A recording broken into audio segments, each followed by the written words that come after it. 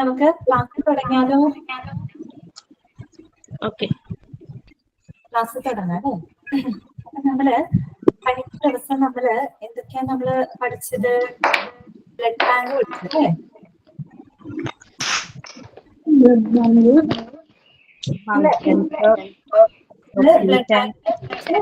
എല്ലാവരും ഒന്ന് മ്യൂട്ട് ചെയ്ത് വെക്കൂ കേട്ടോ. മ്യൂട്ട് ചെയ്ത് വെക്കണേ.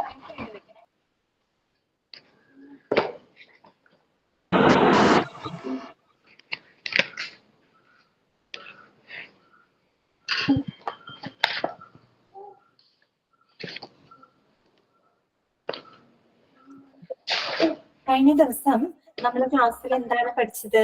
ബ്ലഡ് ബാങ്ക് എന്താണ് ഒരു ജനറൽ ഐഡിയ ഒക്കെ നമ്മൾ പറഞ്ഞു അല്ലേ?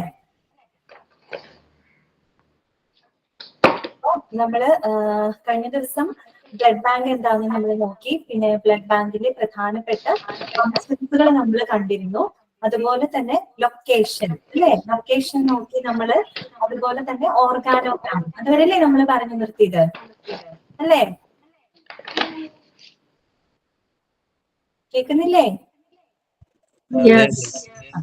അപ്പൊ ഞാൻ ചോദിക്കട്ടെ, ബ്ലഡ് ബാങ്കിന്റെ വേൾഡ് ബ്ലഡ് ഡൊണേഷൻ ഡേ എന്നാണ് വേൾഡ് ബ്ലഡ് ഡൊണേഷൻ ഡേ? ഒരാൾ പറയൂ. ജൂൺ 14.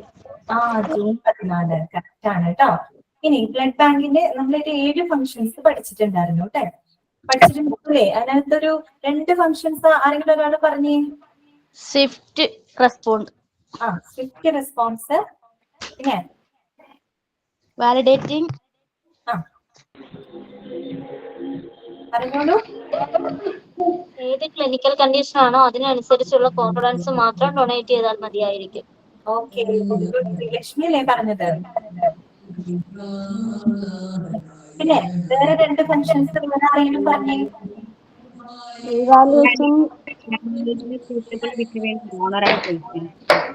എന്താണ്?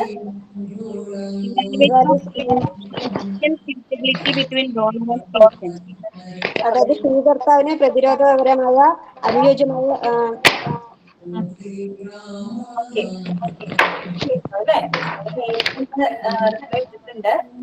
കാണുന്നുണ്ട്. അപ്പൊ എല്ലാവർക്കും മനസ്സിലായെന്ന് വിചാരിക്കണം. പിന്നെ നമ്മൾ ലൊക്കേഷനെ കുറിച്ച് പറഞ്ഞു അല്ലേ?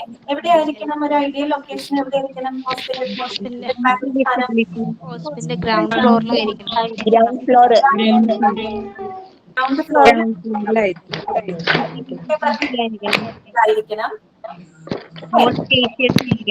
വിസിബിലിറ്റി. എല്ലാവർക്കും അറിയാം അല്ലെ? പിന്നെ ഓർഗാനോഗ്രാം നമ്മൾ കണ്ടില്ലേ? ഓർഗാനോഗ്രാം മനസ്സിലായില്ലേ? മനസ്സിലായി മാം. അപ്പൊ ഒരു കാര്യം ചെയ്തു, എല്ലാവരും മ്യൂട്ട് ചെയ്ത് വെച്ചോളൂ. ഞാനിവിടെ ഓൾ മ്യൂട്ട് കൊടുക്കാണ് കേട്ടോ. നമുക്ക് ഇനി ക്ലാസ് കണ്ടിന്യൂ ചെയ്യാം. ഞാൻ ഓൾ മ്യൂട്ട് ചെയ്യാൻ പോവാണ്.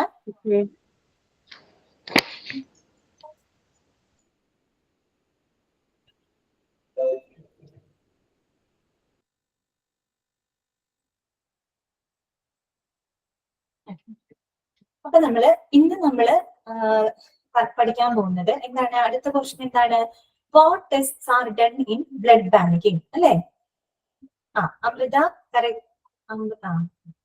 കറക്റ്റ് ആണ് കേട്ടോ. സെപ്പറേറ്റ് ആയിട്ടുള്ള ഇൻട്രി ആൻഡ് എക്സിറ്റ് നേരത്തെ ചോദിച്ചതിനുള്ള ഉത്തരവാണ് പറഞ്ഞത്. ഇന്നത്തെ ക്ലാസ് നമുക്ക് തുടങ്ങാം. ഇന്ന് നമ്മൾ പഠിക്കാൻ പോകുന്നത് അതിന് തുടർച്ചയായിട്ടുള്ള ഭാഗമാണ്. എന്താണ്? What tests are done in blood banking അല്ലെ? ബ്ലഡ് ബാങ്കില് എന്തെല്ലാം ടെസ്റ്റുകളാണ് നമ്മൾ നടത്തുന്നത് അല്ലെ?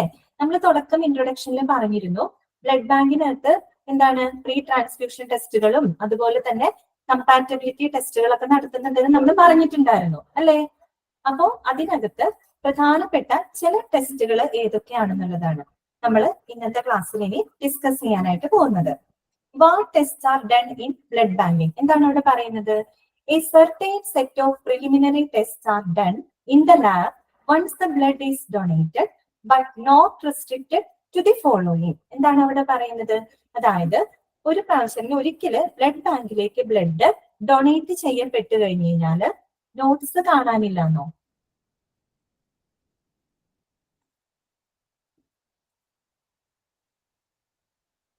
ഒരു മിനിറ്റ്.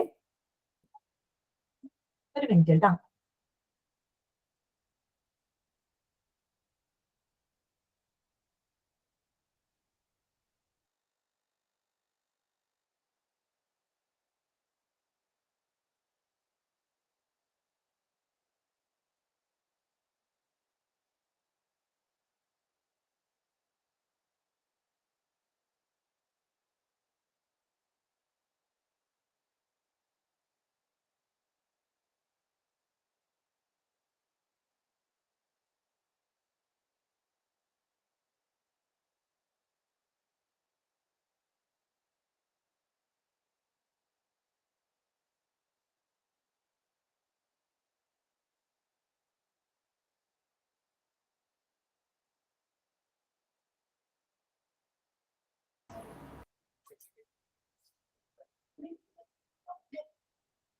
ഇപ്പൊ കാണുന്നില്ലേ? ഓക്കെ അല്ലേ? അപ്പൊ നമുക്ക് കണ്ടിന്യൂ ചെയ്യാം.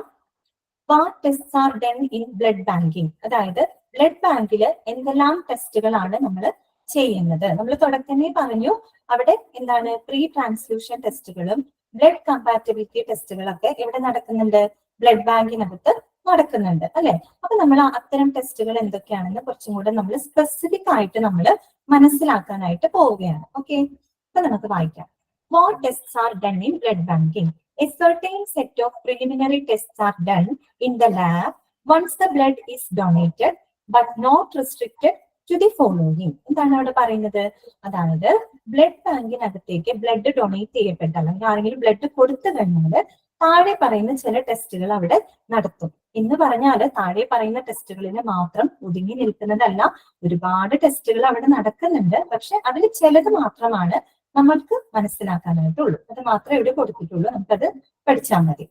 അപ്പൊ ആദ്യത്തെ എന്താണ് പറയുന്നത്? ടൈപ്പിംഗ്. എന്താണ് ടൈപ്പിംഗ്? ABO ഗ്രൂപ്പ് ബ്രാക്കറ്റിൽ എഴുതിയിട്ടുണ്ട്. ബ്ലഡ് ടൈപ്പ് എന്താണ്? ആദ്യം തന്നെ എന്തായിരിക്കും ചെയ്യുക? അതായത് ബ്ലഡ് ബാങ്കിലേക്ക് ബ്ലഡ് ഡൊണേറ്റ് ചെയ്യപ്പെട്ടു കഴിഞ്ഞാൽ അത് ഏത് ബ്ലഡ് ഗ്രൂപ്പ് ആണെന്നുള്ളത് തിരിച്ചറിയാനുള്ള ടെസ്റ്റുകൾ എവിടെ നടത്തും? ബ്ലഡ് ബാങ്കിനകത്ത് നടത്തും അല്ലെ? ബ്ലഡ് ബാങ്കിന് അറിയണ്ടേ അവിടേക്ക് വരുന്ന ബ്ലഡ് ഏത് ഗ്രൂപ്പിൽ പെട്ട ബ്ലഡ് ആണെന്നുള്ളത് നമുക്ക് അറിയേണ്ട. അത് SVD കറക്റ്റ് ഗ്രൂപ്പ് ഐഡന്റിറ്റി, അതായത് ഗ്രൂപ്പ് ഏതാണെന്നുള്ളത് തിരിച്ചറിയാനുള്ള ടെസ്റ്റുകൾ എവിടെ നടത്തുന്നുണ്ട്? ബ്ലഡ് ബാങ്കിനകത്ത് നടത്തുന്നുണ്ട്. അതാണ് ABO ഗ്രൂപ്പ് അഥവാ ബ്ലഡ് ടൈപ്പ് എന്ന് പറയുന്നത്. നമ്മുടെ മനുഷ്യനില് പൊതുവായിട്ട് ABO ഗ്രൂപ്പ് സിസ്റ്റം എന്നാണ് നമ്മൾ പറയുക. എന്താണ് പറയാ? ABO ഗ്രൂപ്പ് സിസ്റ്റം എന്നാണ് പറയാ. എന്ന് പറഞ്ഞാല് 4 ബ്ലഡ് ഗ്രൂപ്പുകളാണ് മനുഷ്യനിലുള്ളത്. അതായത് A ഉണ്ട്, B ഉണ്ട്, AB ഉണ്ട്, O ഉണ്ട്. എന്നോട് പറയാം, A ഉണ്ട്, B ഉണ്ട്, AB ഉണ്ട്, O ഉണ്ട്. അങ്ങനെ 4 ഡിഫറെന്റ് ഗ്രൂപ്പുകളാണ് ഉള്ളത്. അതിന് നമ്മൾ കോമൺലി എന്ത് പറയും? ABO ഗ്രൂപ്പ് സിസ്റ്റം എന്നാണ് പറയുന്നത്. ABO ഗ്രൂപ്പ് സിസ്റ്റം എന്ന് കേൾക്കുമ്പോൾ എയും ബിയും ഓയും മാത്രമാണെന്ന് വിചാരിക്കരുത്. A ഉണ്ട്, B ഉണ്ട്, AB ഉണ്ട്, അതുപോലെ തന്നെ O ഗ്രൂപ്പും ഉണ്ട്. ക്ലിയർ ആയല്ലോ? ഇനി എന്താണ്, എന്തിന്റെ അടിസ്ഥാനത്തിലാണ് ഇങ്ങനെ ബ്ലഡിന് നമ്മൾ ഡിഫറെന്റ് ഗ്രൂപ്പുകളാക്കിയിട്ട് തരംതിരിക്കുന്നത്? എന്തിന്റെ അടിസ്ഥാനത്തിലാണെന്ന് അറിയാമോ? അതായത് നമ്മുടെ ബ്ലഡിൽ RBC ഉണ്ടല്ലോ, RBC അതായത് ചുവന്ന രക്താണുക്കൾ അഥവാ റെഡ് ബ്ലഡ് സെൽസ്, അതിന്റെ ഉപരിതലത്തിൽ കാണപ്പെടുന്ന ആന്റിജനുകളുടെ, പ്രത്യേകം ശ്രദ്ധിക്കുക, ആന്റിജനുകളുടെ സാന്നിധ്യം, അതിന്റെ സാന്നിധ്യമാണ് ബ്ലഡിനെ നമ്മൾ വിവിധ ഗ്രൂപ്പുകളായിട്ട് തരംതിരിക്കുന്നതിനുള്ള അടിസ്ഥാനം എന്ന് പറയുന്നത്. മനസ്സിലായോ? അതായത് നമ്മൾ പറയുന്നു അല്ലെ, ഇങ്ങനെ A ഗ്രൂപ്പ് ഉണ്ട്, B ഗ്രൂപ്പ് ഉണ്ട്, AB ഗ്രൂപ്പ് ഉണ്ട്, O ഗ്രൂപ്പ് ഉണ്ട് എന്നിങ്ങനെയൊക്കെ തരംതിരിക്കുന്നത് എന്തിന്റെ ബേസിലാണ്? നമ്മുടെ RBCയിലുള്ള എന്താണ് ആന്റിജനുകളുടെ സാന്നിധ്യമാണ് ബ്ലഡിനെ വിവിധ ഗ്രൂപ്പുകളാക്കിയിട്ട് തരംതിരിക്കുന്നതിനുള്ള അടിസ്ഥാനം എന്ന് പറയുന്നത്. അതുപോലെ തന്നെ ബ്ലഡിനെ ഇങ്ങനെ വിവിധ ഗ്രൂപ്പുകളായിട്ട് തരംതിരിച്ചത് ആരാണെന്ന് അറിയാമോ? അദ്ദേഹത്തിന്റെ പേര് ഒന്ന് നോട്ട് ചെയ്ത് വെക്കണം. അദ്ദേഹത്തിന്റെ പേരാണ് കാൾ ലാൻഡ്സ്റ്റൈനർ. ആരാണ്? കാൾ ലാൻഡ്സ്റ്റൈനർ. ഞാൻ സ്പെല്ലിംഗ് പറയാം, ഒന്ന് നോട്ട് ചെയ്ത് വെക്കുക. അതായത് ബ്ലഡിനെ വിവിധ ഗ്രൂപ്പുകളാക്കിയിട്ട് തരംതിരിച്ച വ്യക്തി ആരാണ്? Karl Landsteiner. സ്പെല്ലിംഗ് ഒന്ന് നോട്ട് ചെയ്തോളൂ. KARL. Karl, KARL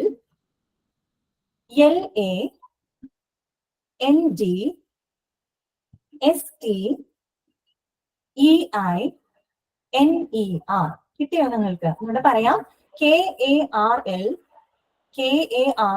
Karl Landsteiner, ND ST EI NER. കിട്ടിയല്ലോ? Karl Landsteiner. നമ്മള് കഴിഞ്ഞ ക്ലാസ്സിൽ ബ്ലഡ് ബാങ്കിന്റെ ഫാദർ പഠിച്ചിരുന്നു കേട്ടോ, ചാൾസ് റിച്ചാർഡ് ഡ്രൂ. അത് മറന്നു പോകരുത്. ഇവിടെ ഞാൻ പറഞ്ഞത് ബ്ലഡിനെ വിവിധ ഗ്രൂപ്പുകളായിട്ട് തരംതിരിച്ച വ്യക്തി ആരാണ്? കാൾ ലാൻഡ്സ്റ്റൈനർ ആണ് കേട്ടോ. ഓക്കെ, അപ്പൊ ഞാൻ പറയട്ടെ, നമ്മൾ പറഞ്ഞു ആന്റിജനുകളുടെ സാന്നിധ്യമാണ് ബ്ലഡിനെ വിവിധ ഗ്രൂപ്പുകളാക്കിയിട്ട് തരംതിരിക്കുന്നതിനുള്ള അടിസ്ഥാനം. ഒന്നുകൂടെ സ്പെല്ലിങ് പറയൂ. കേട്ടില്ലായിരുന്നോ? KARL കാൾ ലാൻഡ്സ്റ്റൈനർ, LANDSTEINER,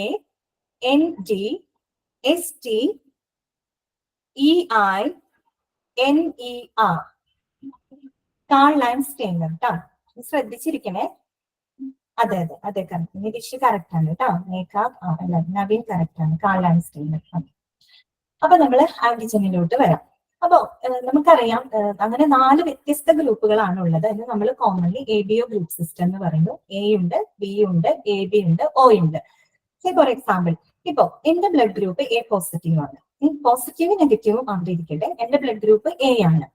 അപ്പൊ എങ്ങനെയാണ് എന്റെ ബ്ലഡ് ഗ്രൂപ്പ് A ആണെന്ന് എനിക്ക് മനസ്സിലായത്? എങ്ങനെയാണ്?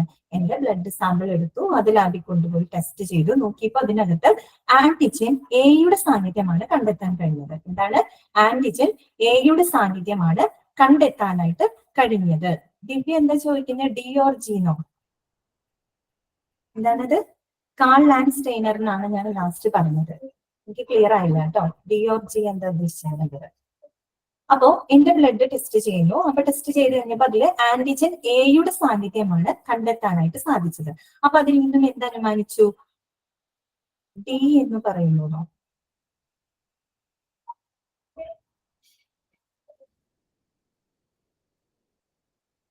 അതായത് ആന്റിജന്റെ കാര്യമല്ലേ ഞാൻ പറഞ്ഞുകൊണ്ടിരിക്കുന്നത്? Land or land? Okay, land ആണ് കേട്ടോ. ലാൻഡ് LANDD, D ആണ് കേട്ടോ, G അല്ല. അതാണോ ചോദിച്ചേ? Land LANDD, D. ഡോഗിന്റെ D. Clear ആയില്ല? G അല്ല കേട്ടോ, D ആണേ. അപ്പൊ ഞാൻ പറഞ്ഞു എന്റെ ബ്ലഡ് ഗ്രൂപ്പ് ഇതുപോലെ എങ്ങനെയാ കണ്ടുപിടിച്ചത്? എന്റെ ബ്ലഡ് ടെസ്റ്റ് ചെയ്ത് നോക്കി, അപ്പൊ അതിനകത്ത് ആന്റിജൻ എയുടെ സാന്നിധ്യം കണ്ടെത്താനായിട്ട് സാധിച്ചു. അപ്പൊ അതിൽ നിന്നും എന്റെ ബ്ലഡ് ഗ്രൂപ്പ് ഏതാണെന്ന് കൺക്ലൂഡ് ചെയ്തു? A ആണെന്ന് കൺക്ലൂഡ് ചെയ്തു. ഇനി വേറൊരാളുടെ ബ്ലഡ് കളക്ട് ചെയ്യുന്നു, അത് ലാബിൽ കൊണ്ടുപോയി ടെസ്റ്റ് ചെയ്ത് നോക്കിയപ്പോൾ അതിനകത്ത് ആന്റിജൻ ബിയുടെ സാന്നിധ്യമാണ് കണ്ടെത്താൻ കഴിഞ്ഞത്. അപ്പൊ അദ്ദേഹത്തിന്റെ ബ്ലഡ് ഗ്രൂപ്പ് ഏതാണെന്ന് കൺക്ലൂഡ് ചെയ്തു? B ഗ്രൂപ്പിൽ പെട്ട ആളാണെന്ന് മനസ്സിലാക്കാനായിട്ട് സാധിച്ചു. ഇനി വേറൊരാളുടെ ബ്ലഡ് നമ്മൾ കളക്ട് ചെയ്യുന്നു, അത് ഇതുപോലെ തന്നെ ടെസ്റ്റ് ചെയ്യുന്നു. ടെസ്റ്റ് ചെയ്ത് കഴിഞ്ഞപ്പോൾ അതിനകത്ത് ആന്റിജൻ എയുടെയും ബിയുടെയും സാന്നിധ്യം കണ്ടെത്തി. അപ്പൊ അതിൽ നിന്നും എന്തനുമാനിച്ചു? അദ്ദേഹം AB ബ്ലഡ് ഗ്രൂപ്പിൽ പെടുന്ന ആളാണെന്ന് അനുമാനിച്ചു. ക്ലിയർ ആയല്ലോ? അതുപോലെ തന്നെ വേറൊരു ബ്ലഡ് ഇതുപോലെ കളക്ട് ചെയ്തു, അത് ടെസ്റ്റിന് കൊടുത്തപ്പോൾ അതിനകത്ത് ആന്റിജൻസിന്റെ ഒന്നും പ്രസൻസ് കണ്ടെത്താനായിട്ട് സാധിച്ചില്ല. അതായത് ആന്റിജൻ എയും ഇല്ല, അതിനകത്ത് ബിയും ഇല്ല, ഒരു ആന്റിജൻസും ഇല്ല. അപ്പൊ അതെന്ത് ബ്ലഡ് ഗ്രൂപ്പായിട്ട് സെറ്റ് ചെയ്തു? O ഗ്രൂപ്പായിട്ട് സെറ്റ് ചെയ്തു. മനസ്സിലായോ? അതിൽ നിന്ന് തിരിച്ചു പറയണമെങ്കിൽ നമുക്ക് എങ്ങനെ പറയാം? A ബ്ലഡ് ഗ്രൂപ്പിനകത്ത് A എന്ന ആന്റിജനും B എന്ന ബ്ലഡ് ഗ്രൂപ്പിനകത്ത് B എന്ന ആന്റിജനും AB ബ്ലഡ് ഗ്രൂപ്പിനകത്ത് Aയും Bയും എന്ന ആന്റിജനും. ഇനി ആന്റിജൻസ് ഒന്നുമില്ലാത്ത ബ്ലഡ് ഗ്രൂപ്പ് ഏതാണ്? അത് O ഗ്രൂപ്പാണ്. നോട്ട് ചെയ്ത് വെക്കുക കേട്ടോ. ആന്റിജൻസ് ഒന്നുമില്ലാത്ത ബ്ലഡ് ഗ്രൂപ്പ് ഏതാണെന്ന് ചോദിച്ചാൽ നിങ്ങൾ ആൻസർ ചെയ്യണം. അതെന്താണ്? O ഗ്രൂപ്പാണ്. ഏതാണ്? O ഗ്രൂപ്പാണ്. ക്ലിയർ ആയോ? ആ ഒരു കാരണം കൊണ്ടാണ് നമ്മൾ O ഗ്രൂപ്പിനെ എന്ത് പറയുന്നത്? യൂണിവേഴ്സൽ ഡോണർ അഥവാ സാർവത്രിക ധാതാവ് എന്ന് പറയുന്നത്. അതിന് കുറച്ചും കൂടെ ക്ലാരിഫിക്കേഷൻ ഞാൻ തരാം, തുടർന്ന് പറയുമ്പോൾ ഞാൻ പറഞ്ഞുതരാം. പക്ഷെ എന്താണ്? ആന്റിജൻസ് ഒന്നുമില്ലാത്ത ബ്ലഡ് ഗ്രൂപ്പ് വിത്തൗട്ട് ആന്റിജൻസ് കേട്ടോ. ആന്റിജൻസ് ഇല്ലാത്ത ബ്ലഡ് ഗ്രൂപ്പിനെ നമ്മൾ എന്ത് പറയുന്നു? O ഗ്രൂപ്പ് എന്ന് പറയുന്നു. അത് ക്ലിയർ ആയെന്ന് വിശ്വസിക്കുന്നു. അതുപോലെ തന്നെ നമ്മൾ കേട്ടിട്ടുണ്ട് ആന്റിബോഡീസ് അല്ലെ. അതായത് ഒരു ബ്ലഡ് ഗ്രൂപ്പിലെ ആന്റിജനും ആന്റിബോഡീസും എപ്പോഴും വ്യത്യസ്തമായിരിക്കും. അതായത് ആന്റിജൻ A ഉള്ള ആളില് കറസ്പോണ്ടിങ് ആന്റിബോഡി ഏതായിരിക്കും? B ആയിരിക്കും. മനസ്സിലായോ? ആന്റിജൻ A ആണെങ്കിൽ അതിന്റെ കറസ്പോണ്ടിങ് ആന്റിബോഡി ഏതായിരിക്കും? B ആയിരിക്കും. അതുപോലെ B ആന്റിജൻ ഉള്ള ഒരാളുടെ ശരീരത്തിന് കറസ്പോണ്ടിങ് ആന്റിബോഡി ഏതായിരിക്കും? A ആയിരിക്കും.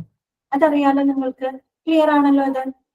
ഓക്കെ, അപ്പോ നമ്മൾ അത്തരം കാര്യങ്ങൾ മനസ്സിലാക്കി. 4 ബ്ലഡ് ഗ്രൂപ്പുകൾ ഉണ്ട്, A, B, AB, O. അതിനകത്ത് എ എന്ന ബ്ലഡ് ഗ്രൂപ്പിൽ എ എന്ന ആന്റിജനും ബി എന്ന ബ്ലഡ് ഗ്രൂപ്പിൽ ബിയും AB എന്ന ബ്ലഡ് ഗ്രൂപ്പിനകത്ത് എയും ബിയും എന്ന ആന്റിജനും. ഇനി ആന്റിജൻസ് ഒന്നുമില്ലാത്ത ബ്ലഡ് ഗ്രൂപ്പ്, ആന്റിജൻ ഒന്നുമില്ലാത്ത ബ്ലഡ് ഗ്രൂപ്പിനെ നമ്മൾ എന്ത് പറയുന്നു? O ഗ്രൂപ്പ് എന്ന് പറയുന്നു. ക്ലിയർ ആയല്ലോ? ക്ലിയർ ആയെന്ന് വിചാരിക്കുന്നു. ഇനി നമ്മൾ പറഞ്ഞു ബ്ലഡ് കമ്പാറ്റബിലിറ്റി ടെസ്റ്റിനെ കുറിച്ച് പറഞ്ഞപ്പോൾ നമ്മൾ പറയുന്നു അല്ലെ, മിസ് മാച്ചിങ് നമുക്ക് നോക്കേണ്ടതായിട്ട് വരും. എല്ലാവർക്കും എല്ലാ ബ്ലഡും ഡൊണേറ്റ് ചെയ്യാനും എല്ലാവർക്കും എല്ലാ ബ്ലഡും സ്വീകരിക്കാനും ഒന്നും സാധിക്കില്ല. അതിന് അതിൻ്റെതായ ചില കണ്ടീഷൻസും കാര്യങ്ങൾക്ക് അനുസരിച്ചിട്ടൊക്കെയാണ് അത് ചെയ്യുന്നത്. അപ്പോ ഞാൻ നിങ്ങൾക്ക് ഒരു ടാബുലാർ കോളം പറഞ്ഞു തരാം. ആ ടാബുലാർ കോളം നിങ്ങൾ നിർബന്ധമായിട്ടും ഒന്നുകൂടി പറയാനോ? അനുശ്രീ കേട്ടില്ലായിരുന്നോ ക്ലാസ്? ഞാൻ ഒന്നും രണ്ടും റിപ്പീറ്റ് ചെയ്തിട്ടാണ് പറയുന്നത് കേട്ടോ. അതായത് നമ്മൾ ABO ഗ്രൂപ്പ് സിസ്റ്റം ആണ് ഇപ്പൊ പറഞ്ഞുകൊണ്ടിരിക്കുന്നത്. ടെസ്റ്റിംഗ് നടത്തുമ്പോൾ ബ്ലഡ് ബാങ്കിനകത്ത് ഒരു പ്രാവശ്യം ബ്ലഡ് ഡൊണേറ്റ് ചെയ്യുമ്പോൾ നമ്മൾ ബ്ലഡ് ഗ്രൂപ്പ് ഏതാണെന്ന് അറിയാനുള്ള ടെസ്റ്റിംഗ് ചെയ്യും. ഇപ്പൊ 4 ബ്ലഡ് ഗ്രൂപ്പുകളാണുള്ളത്. AB, AB, O എന്ന് പറയുന്ന 4 ബ്ലഡ് ഗ്രൂപ്പുകളാണുള്ളത്. അത് ഈ പറഞ്ഞോളം RBCയുടെ ഉപരിതലത്തിലുള്ള ആന്റിജന്റെ സാന്നിധ്യത്തിലാണ് നമ്മൾ ബ്ലഡിനെ വിവിധ ഗ്രൂപ്പുകളാക്കിയിട്ട് തരംതിരിക്കുന്നത്. അപ്പൊ A എന്ന് പറയുന്ന ബ്ലഡ് ഗ്രൂപ്പിലെ A എന്ന ആന്റിജനും B എന്ന് പറയുന്ന ബ്ലഡ് ഗ്രൂപ്പിലെ B എന്ന ആന്റിജനും AB എന്ന് പറയുന്ന ബ്ലഡ് ഗ്രൂപ്പിലെ Aയും Bയും എന്ന ആന്റിജനും. ഇനി ആന്റിജൻസ് ഒന്നുമില്ലാത്ത ബ്ലഡ് ഗ്രൂപ്പിനെ നമ്മൾ O ഗ്രൂപ്പ് എന്ന് പറയുന്നു. ക്ലിയർ ആണെന്ന് വിചാരിക്കുന്നു. ഇനി ഞാൻ പറഞ്ഞു, ഞാനൊരു ടാബുലാർ കോളം നിങ്ങൾക്ക് തരാം. ആ ടാബുലാർ കോളത്തിന് കാണുമ്പോൾ നിങ്ങൾക്ക് എന്ത് മനസ്സിലാക്കും? ആർക്കൊക്കെ നമ്മുടെ ബ്ലഡ് ആർക്കൊക്കെ നമുക്ക് കൊടുക്കാൻ പറ്റും, അല്ലെങ്കിൽ ആരിൽ നിന്നൊക്കെ നമുക്ക് ബ്ലഡ് സ്വീകരിക്കാൻ പറ്റും, അങ്ങനെയുള്ള കാര്യങ്ങൾ നിങ്ങൾക്ക് ആ ഒരു ടാബുലാർ കോളത്തിന് മനസ്സിലാക്കാനായിട്ട് സാധിക്കും. അപ്പൊ ഞാൻ പറയുന്ന ടാബുലാർ കോളം നിങ്ങൾ പ്രത്യേകമായിട്ട് തന്നെ നോട്ട് ചെയ്ത് വെക്കുക, അത് പഠിച്ചു വെക്കുക. കാരണം അതിന് എന്തെങ്കിലും ക്വസ്റ്റ്യൻസ് വരുവാണെങ്കിൽ നിങ്ങൾ സ്കിപ്പ് ചെയ്യരുത്, നിങ്ങൾക്ക് ആൻസർ ചെയ്യാൻ വേണ്ടിയിട്ടാണ് കേട്ടോ. അപ്പൊ വളരെ ശ്രദ്ധിച്ചിരിക്കുക. ഞാൻ ഒരുപാട് 2-3 പ്രാവശ്യം ഞാൻ റിപ്പീറ്റ് ചെയ്യുന്നുണ്ട്, പക്ഷെ നിങ്ങൾ ശ്രദ്ധയോടുകൂടി ഇരിക്കണം കേട്ടോ. അല്ലെങ്കിൽ നമ്മൾ ആ ഒരു പോർഷനിൽ മാത്രം സ്റ്റിക്ക് ഓൺ ചെയ്ത് നിൽക്കും, മുന്നോട്ട് പോകാനായിട്ട് നമുക്ക് പറ്റില്ല. അപ്പൊ ഒന്ന് ശ്രദ്ധിക്കുക. ആദ്യം തന്നെ ഒരു ടാബുലാർ കോളം ഞാൻ തരാം. പിന്നെ ഒരു കാര്യം കൂടെ ഞാൻ പറയട്ടെ കേട്ടോ. നിങ്ങൾ പൊതുവെ കേട്ടിട്ടുണ്ടാവും ആന്റിജൻ എന്നും ആന്റിബോഡി എന്നൊക്കെ നിങ്ങൾ കേട്ടിട്ടുണ്ടാവും. നമ്മൾ പറയുന്ന ചുവന്ന രക്താണുക്കളിലുള്ള ആന്റിജനും അല്ലാതെ നമ്മൾ കേൾക്കാറുള്ള ആന്റിജനും ആന്റിബോഡിയും അത് ചെറിയ വ്യത്യാസമുണ്ട്. ഓക്കെ, സാധാരണ നമ്മൾ എന്താണ് ആന്റിജൻസ് എന്ന് ചോദിക്കുമ്പോൾ ഞാൻ പറഞ്ഞു ബ്ലഡ് ഗ്രൂപ്പിന്റെ കേസിൽ എന്താണ് RBCയിലുള്ള ആന്റിജൻസിന്റെ സാന്നിധ്യമാണ് ബ്ലഡിനെ വിവിധ ഗ്രൂപ്പുകളാക്കി തിരിക്കാൻ അടിസ്ഥാനം. ഇനി നമ്മളല്ലാതെ നമ്മൾ കേട്ടിട്ടുണ്ട് ആന്റിജൻ, ആന്റിബോഡി, അതൊക്കെ എന്താണെന്ന് ജസ്റ്റ് മനസ്സിലാക്കി വെച്ചാൽ മതി, എഴുതിയൊന്നും വെക്കേണ്ട, നിങ്ങൾ അറിഞ്ഞു വെച്ചാൽ മതി. ആന്റിജൻ എന്ന് പറഞ്ഞു കഴിഞ്ഞാൽ സാധാരണ മനുഷ്യന്റെ, ശ്രദ്ധിക്കാട്ടോ, മനുഷ്യന്റെ രോഗപ്രതിരോധ പ്രതികരണങ്ങളെ പ്രേരിപ്പിക്കുന്ന രാസവസ്തുക്കളെയാണ് നമ്മൾ എന്ത് പറയുന്നത്? ആന്റിജൻസ് എന്ന് പറയുന്നത്. ഞാൻ ഒന്നുകൂടെ പറയാം, മനുഷ്യന്റെ രോഗപ്രതിരോധ പ്രതികരണങ്ങളെ പ്രേരിപ്പിക്കുന്ന അല്ലെങ്കിൽ പ്രചോദിപ്പിക്കുന്ന അത്തരം രാസവസ്തുക്കളെ നമുക്ക് എന്ത് പറയാം? ആന്റിജൻ എന്ന് പറയാം. സേ ഫോർ എക്സാമ്പിൾ ഞാൻ പറയാം, നിങ്ങൾക്ക് മനസ്സിലാവാനായിട്ട്. നമുക്കറിയാം അല്ലെ, നമ്മുടെ ശരീരത്ത് പലപ്പോഴും ഫീവർ വരും, പനി വരും അല്ലെ. പനി വരുമ്പോൾ എന്താ സംഭവം? നമ്മുടെ നെറ്റിയും ദേഹത്തൊക്കെ തൊട്ട് നോക്കിക്കഴിഞ്ഞാൽ നമുക്ക് നല്ല ചൂട് അനുഭവപ്പെടും. നമ്മുടെ ഹ്യൂമൻ ബോഡിക്ക് ഓട്ടോമാറ്റിക് ആയിട്ട് എന്തുണ്ട്? ഒരു ഇമ്മ്യൂൺ സിസ്റ്റം അല്ലെ, ഒരു പ്രതിരോധിക്കാനുള്ള ഒരു സിസ്റ്റം നമ്മുടെ ഹ്യൂമൻ ബോഡിക്ക് ഓൾറെഡി അങ്ങനെയാണ് നമ്മുടെ ബോഡി സൃഷ്ടിച്ചേക്കണം. അപ്പോ നമുക്കറിയാം പലപ്പോഴും പനി വരുന്ന സമയത്ത് നമ്മുടെ ദേഹത്തൊക്കെ നല്ല ചൂടുണ്ടാവും. നമ്മൾ പറയും പനി എന്ന് പറയുന്നത് ഒരു രോഗമല്ല, ഒരു രോഗലക്ഷണമാണെന്നാണ് നമ്മൾ പറയാറ് അല്ലെ. രോഗമല്ല, അതൊരു രോഗലക്ഷണമാണെന്നാണ് പറയുന്നത്. എന്താണ് അവിടെ സംഭവിക്കുന്നത്? നമുക്കറിയാം പുറത്തുനിന്ന് ഒരു വൈറസോ അല്ലെങ്കിൽ ബാക്ടീരിയയോ മറ്റെന്തെങ്കിലും ഒരു ഫോറിൻ മാറ്റർ നമ്മുടെ ശരീരത്തിലേക്ക് എൻറ്റർ ചെയ്യാണെന്ന് ഇരിക്കട്ടെ. ഓക്കെ, എൻറ്റർ ചെയ്യാണെന്ന് ഇരിക്കട്ടെ. അപ്പൊ സ്വാഭാവികമായിട്ടും ബോഡി എന്ത് ചെയ്യും? അതിനെതിരെ പ്രതികരിക്കും അല്ലെ. അപ്പൊ ബോഡി എന്ത് ചെയ്യും? ടെമ്പറേച്ചർ അങ്ങ് കൂട്ടി എന്ത് ചെയ്യും? അതിനെ നശിപ്പിക്കാനായിട്ട് ശ്രമിക്കും. അപ്പൊ ഞാൻ പറയട്ടെ, ആ ബോഡിയുടെ ഒരു പ്രതിരോധ സിസ്റ്റം ആയിരുന്നല്ലോ ആ ഒരു ടെമ്പറേച്ചർ കൂട്ടാന്നുള്ളത്. അപ്പൊ അത് കൂട്ടാനായിട്ട് അവരുടെ പ്രേരകമായത് എന്താണ്? ആ ഒരു ഫോറിൻ മാറ്ററിന്റെ വരവാണ് അല്ലെ. ആ ഫോറിൻ മാറ്റർ നമ്മുടെ ബോഡിയിൽ പ്രവേശിച്ചത് കൊണ്ടാണ് അല്ലെ. അപ്പൊ ഞാൻ പറഞ്ഞ ഡെഫിനേഷൻ ആയിട്ട് നിങ്ങൾ കണക്ട് ചെയ്ത് നോക്കിയേ. മനുഷ്യന്റെ പ്രതിരോധ പ്രതികരണങ്ങളെ, അതായത് ഇപ്പൊ ഇവിടെ മനുഷ്യൻ എന്താണ്? നമ്മുടെ ടെമ്പറേച്ചർ കൂട്ടി, അതൊരു പ്രതിരോധ പ്രതികരണമാണ്, ബോഡിയുടെ നാച്ചുറൽ ആയിട്ടുള്ളതാണ്. അപ്പൊ അത്തരം പ്രതിരോധ പ്രതികരണങ്ങളെ പ്രചോദിപ്പിക്കുന്ന അല്ലെങ്കിൽ പ്രേരിപ്പിക്കുന്ന രാസവസ്തുക്കളെയാണ് ആന്റിജൻസ്. അപ്പൊ അവിടെ ആന്റിജൻസ് ആരായിരുന്നു? ബാക്ടീരിയ, വൈറസ് അല്ലെങ്കിൽ മറ്റേതെങ്കിലും ഫോറിൻ മാറ്റർ ആയിരുന്നു. ക്ലിയർ ആയോ? അത് വെറുതെ മനസ്സിലാക്കി വെച്ചാൽ മതി കേട്ടോ. ഇനി എന്താണ് ആന്റിബോഡി എന്ന് പറഞ്ഞാൽ? എന്താണ് ആന്റിബോഡി എന്ന് പറഞ്ഞു കഴിഞ്ഞാല് നമ്മുടെ ആന്റിജനുകളുടെ പ്രവർത്തനങ്ങൾക്കെതിരെ പ്രതികരിക്കുന്നതിന് വേണ്ടിയിട്ട് നിർമ്മിക്കപ്പെടുന്ന പ്രോട്ടീനുകളെയാണ് നമ്മൾ എന്ത് പറയുന്നത്? ആന്റിബോഡി എന്ന് പറയുന്നത്. ഒന്നുകൂടെ പറയാം, ആന്റിജനുകളുടെ പ്രവർത്തനങ്ങൾക്കെതിരെ പ്രവർത്തിക്കുന്നതിന് വേണ്ടിയിട്ട് നിർമ്മിക്കപ്പെടുന്ന ചില പ്രോട്ടീൻസിനെയാണ് നമ്മൾ എന്ത് പറയുന്നത്? ആന്റിബോഡി എന്ന് പറയുന്നത്. ഇത് സാധാരണ നമ്മൾ ആന്റിജൻ എന്താ, ആന്റിബോഡി എന്താന്നൊക്കെ ചോദിക്കുകയാണെങ്കിൽ നമ്മളൊന്ന് അറിഞ്ഞിരിക്കണമല്ലോ, അതിനുവേണ്ടി പറഞ്ഞു കേട്ടോ. ഇനി നമുക്ക് നമ്മുടെ ടാബുലർ കോളത്തിലോട്ട് വരാം. അപ്പൊ വളരെ ശ്രദ്ധിച്ചിരിക്കുക. ആദ്യം തന്നെ 5 കോളംസ് വരയ്ക്കുക കേട്ടോ. ശ്രദ്ധിക്കുക, 5 കോളംസ് വരയ്ക്കുക. 5 കോളംസ് കേട്ടോ. ഇങ്ങനെ വെറുതെ സ്കെയിലും പെൻസിലൊക്കെ വെച്ച് വരയ്ക്കണമെന്നില്ല. ആന്റിബോഡി എന്ന് പറഞ്ഞാൽ ആരിഫ, അതായത് ആന്റിജനുകളുടെ പ്രവർത്തനങ്ങൾക്കെതിരെ പ്രതികരിക്കുന്നതിന് വേണ്ടിയിട്ട് നിർമ്മിക്കപ്പെടുന്ന പ്രോട്ടീൻസിനെയാണ് ആന്റിബോഡി എന്ന് പറയുന്നത് കേട്ടോ. ആന്റിജനുകളുടെ പ്രവർത്തനങ്ങൾക്കെതിരെ പ്രവർത്തിക്കുന്നതിന് വേണ്ടിയിട്ട് നിർമ്മിക്കപ്പെടുന്ന പ്രോട്ടീൻസിന് ആന്റിബോഡി. അത് എന്താണെന്നൊന്നും നിങ്ങളോട് ചോദിക്കില്ല, നിങ്ങൾ മനസ്സിലാക്കി വെക്കാൻ വേണ്ടി ഞാൻ ഒരു എക്സ്ട്രാ അറിവിലേക്കായിട്ട് പറഞ്ഞു തന്നിരുന്നു കേട്ടോ. ഇനി നിങ്ങൾ നോട്ട് ബുക്കിൽ നോട്ട് ചെയ്ത് വെക്കേണ്ട കാര്യം ഞാൻ പറയുകയാണ്. ഒരു ടാബുലർ കോളം വരയ്ക്കുക, 5 കോളംസ് വരയ്ക്കുക. വരച്ചു എന്ന് വിചാരിക്കുന്നു. അതിൽ ഫസ്റ്റ് കോളം കേട്ടോ, ശ്രദ്ധിക്കണേ. ഫസ്റ്റ് കോളത്തിന് ഹെഡിങ് കൊടുക്കുക ബ്ലഡ് ഗ്രൂപ്പ്. ഏതാണ്? ബ്ലഡ് ഗ്രൂപ്പ് കേട്ടോ. ഫസ്റ്റ് കോളത്തിന് ഹെഡിങ് ബ്ലഡ് ഗ്രൂപ്പ്. അത് കഴിഞ്ഞാല് സെക്കൻഡ് കോളം കേട്ടോ. സെക്കൻഡ് കോളത്തിന് ഹെഡിങ് കൊടുത്തോളൂ ആന്റിജൻ. എന്താണ്? ആന്റിജൻ. ഇനി തേർഡ് കോളത്തിന് ഹെഡിങ് കൊടുത്തോളൂ ആന്റിബോഡി. എന്താണ്? ആന്റിബോഡി. ഇനി അപ്പൊ ആദ്യത്തെ 3 കോളം ഞാൻ പറഞ്ഞു കേട്ടോ. ഫസ്റ്റ് കോളത്തിന് ഹെഡിങ് എന്ത് കൊടുക്കണം? ബ്ലഡ് ഗ്രൂപ്പ് കൊടുക്കണം. സെക്കൻഡ് കോളത്തില് ആന്റിജൻ ഹെഡിങ്, തേർഡ് കോളത്തില് ഹെഡിങ് കൊടുക്കുക ആന്റിബോഡി. ഇനി ഫോർത്ത് കോളത്തിന് ഹെഡിങ് ഇങ്ങനെ കൊടുത്തോളൂ ഡൊണേറ്റഡ് ടു എന്ന് പറഞ്ഞു കൊടുത്തത്. ഞാൻ അല്ലെങ്കിൽ നിങ്ങൾ മലയാളത്തിൽ എഴുതിക്കോ, ആർക്കൊക്കെ നൽകാം എന്നാലും മതി, നിങ്ങൾക്ക് കാര്യം മനസ്സിലാക്കിയിട്ട് മതി.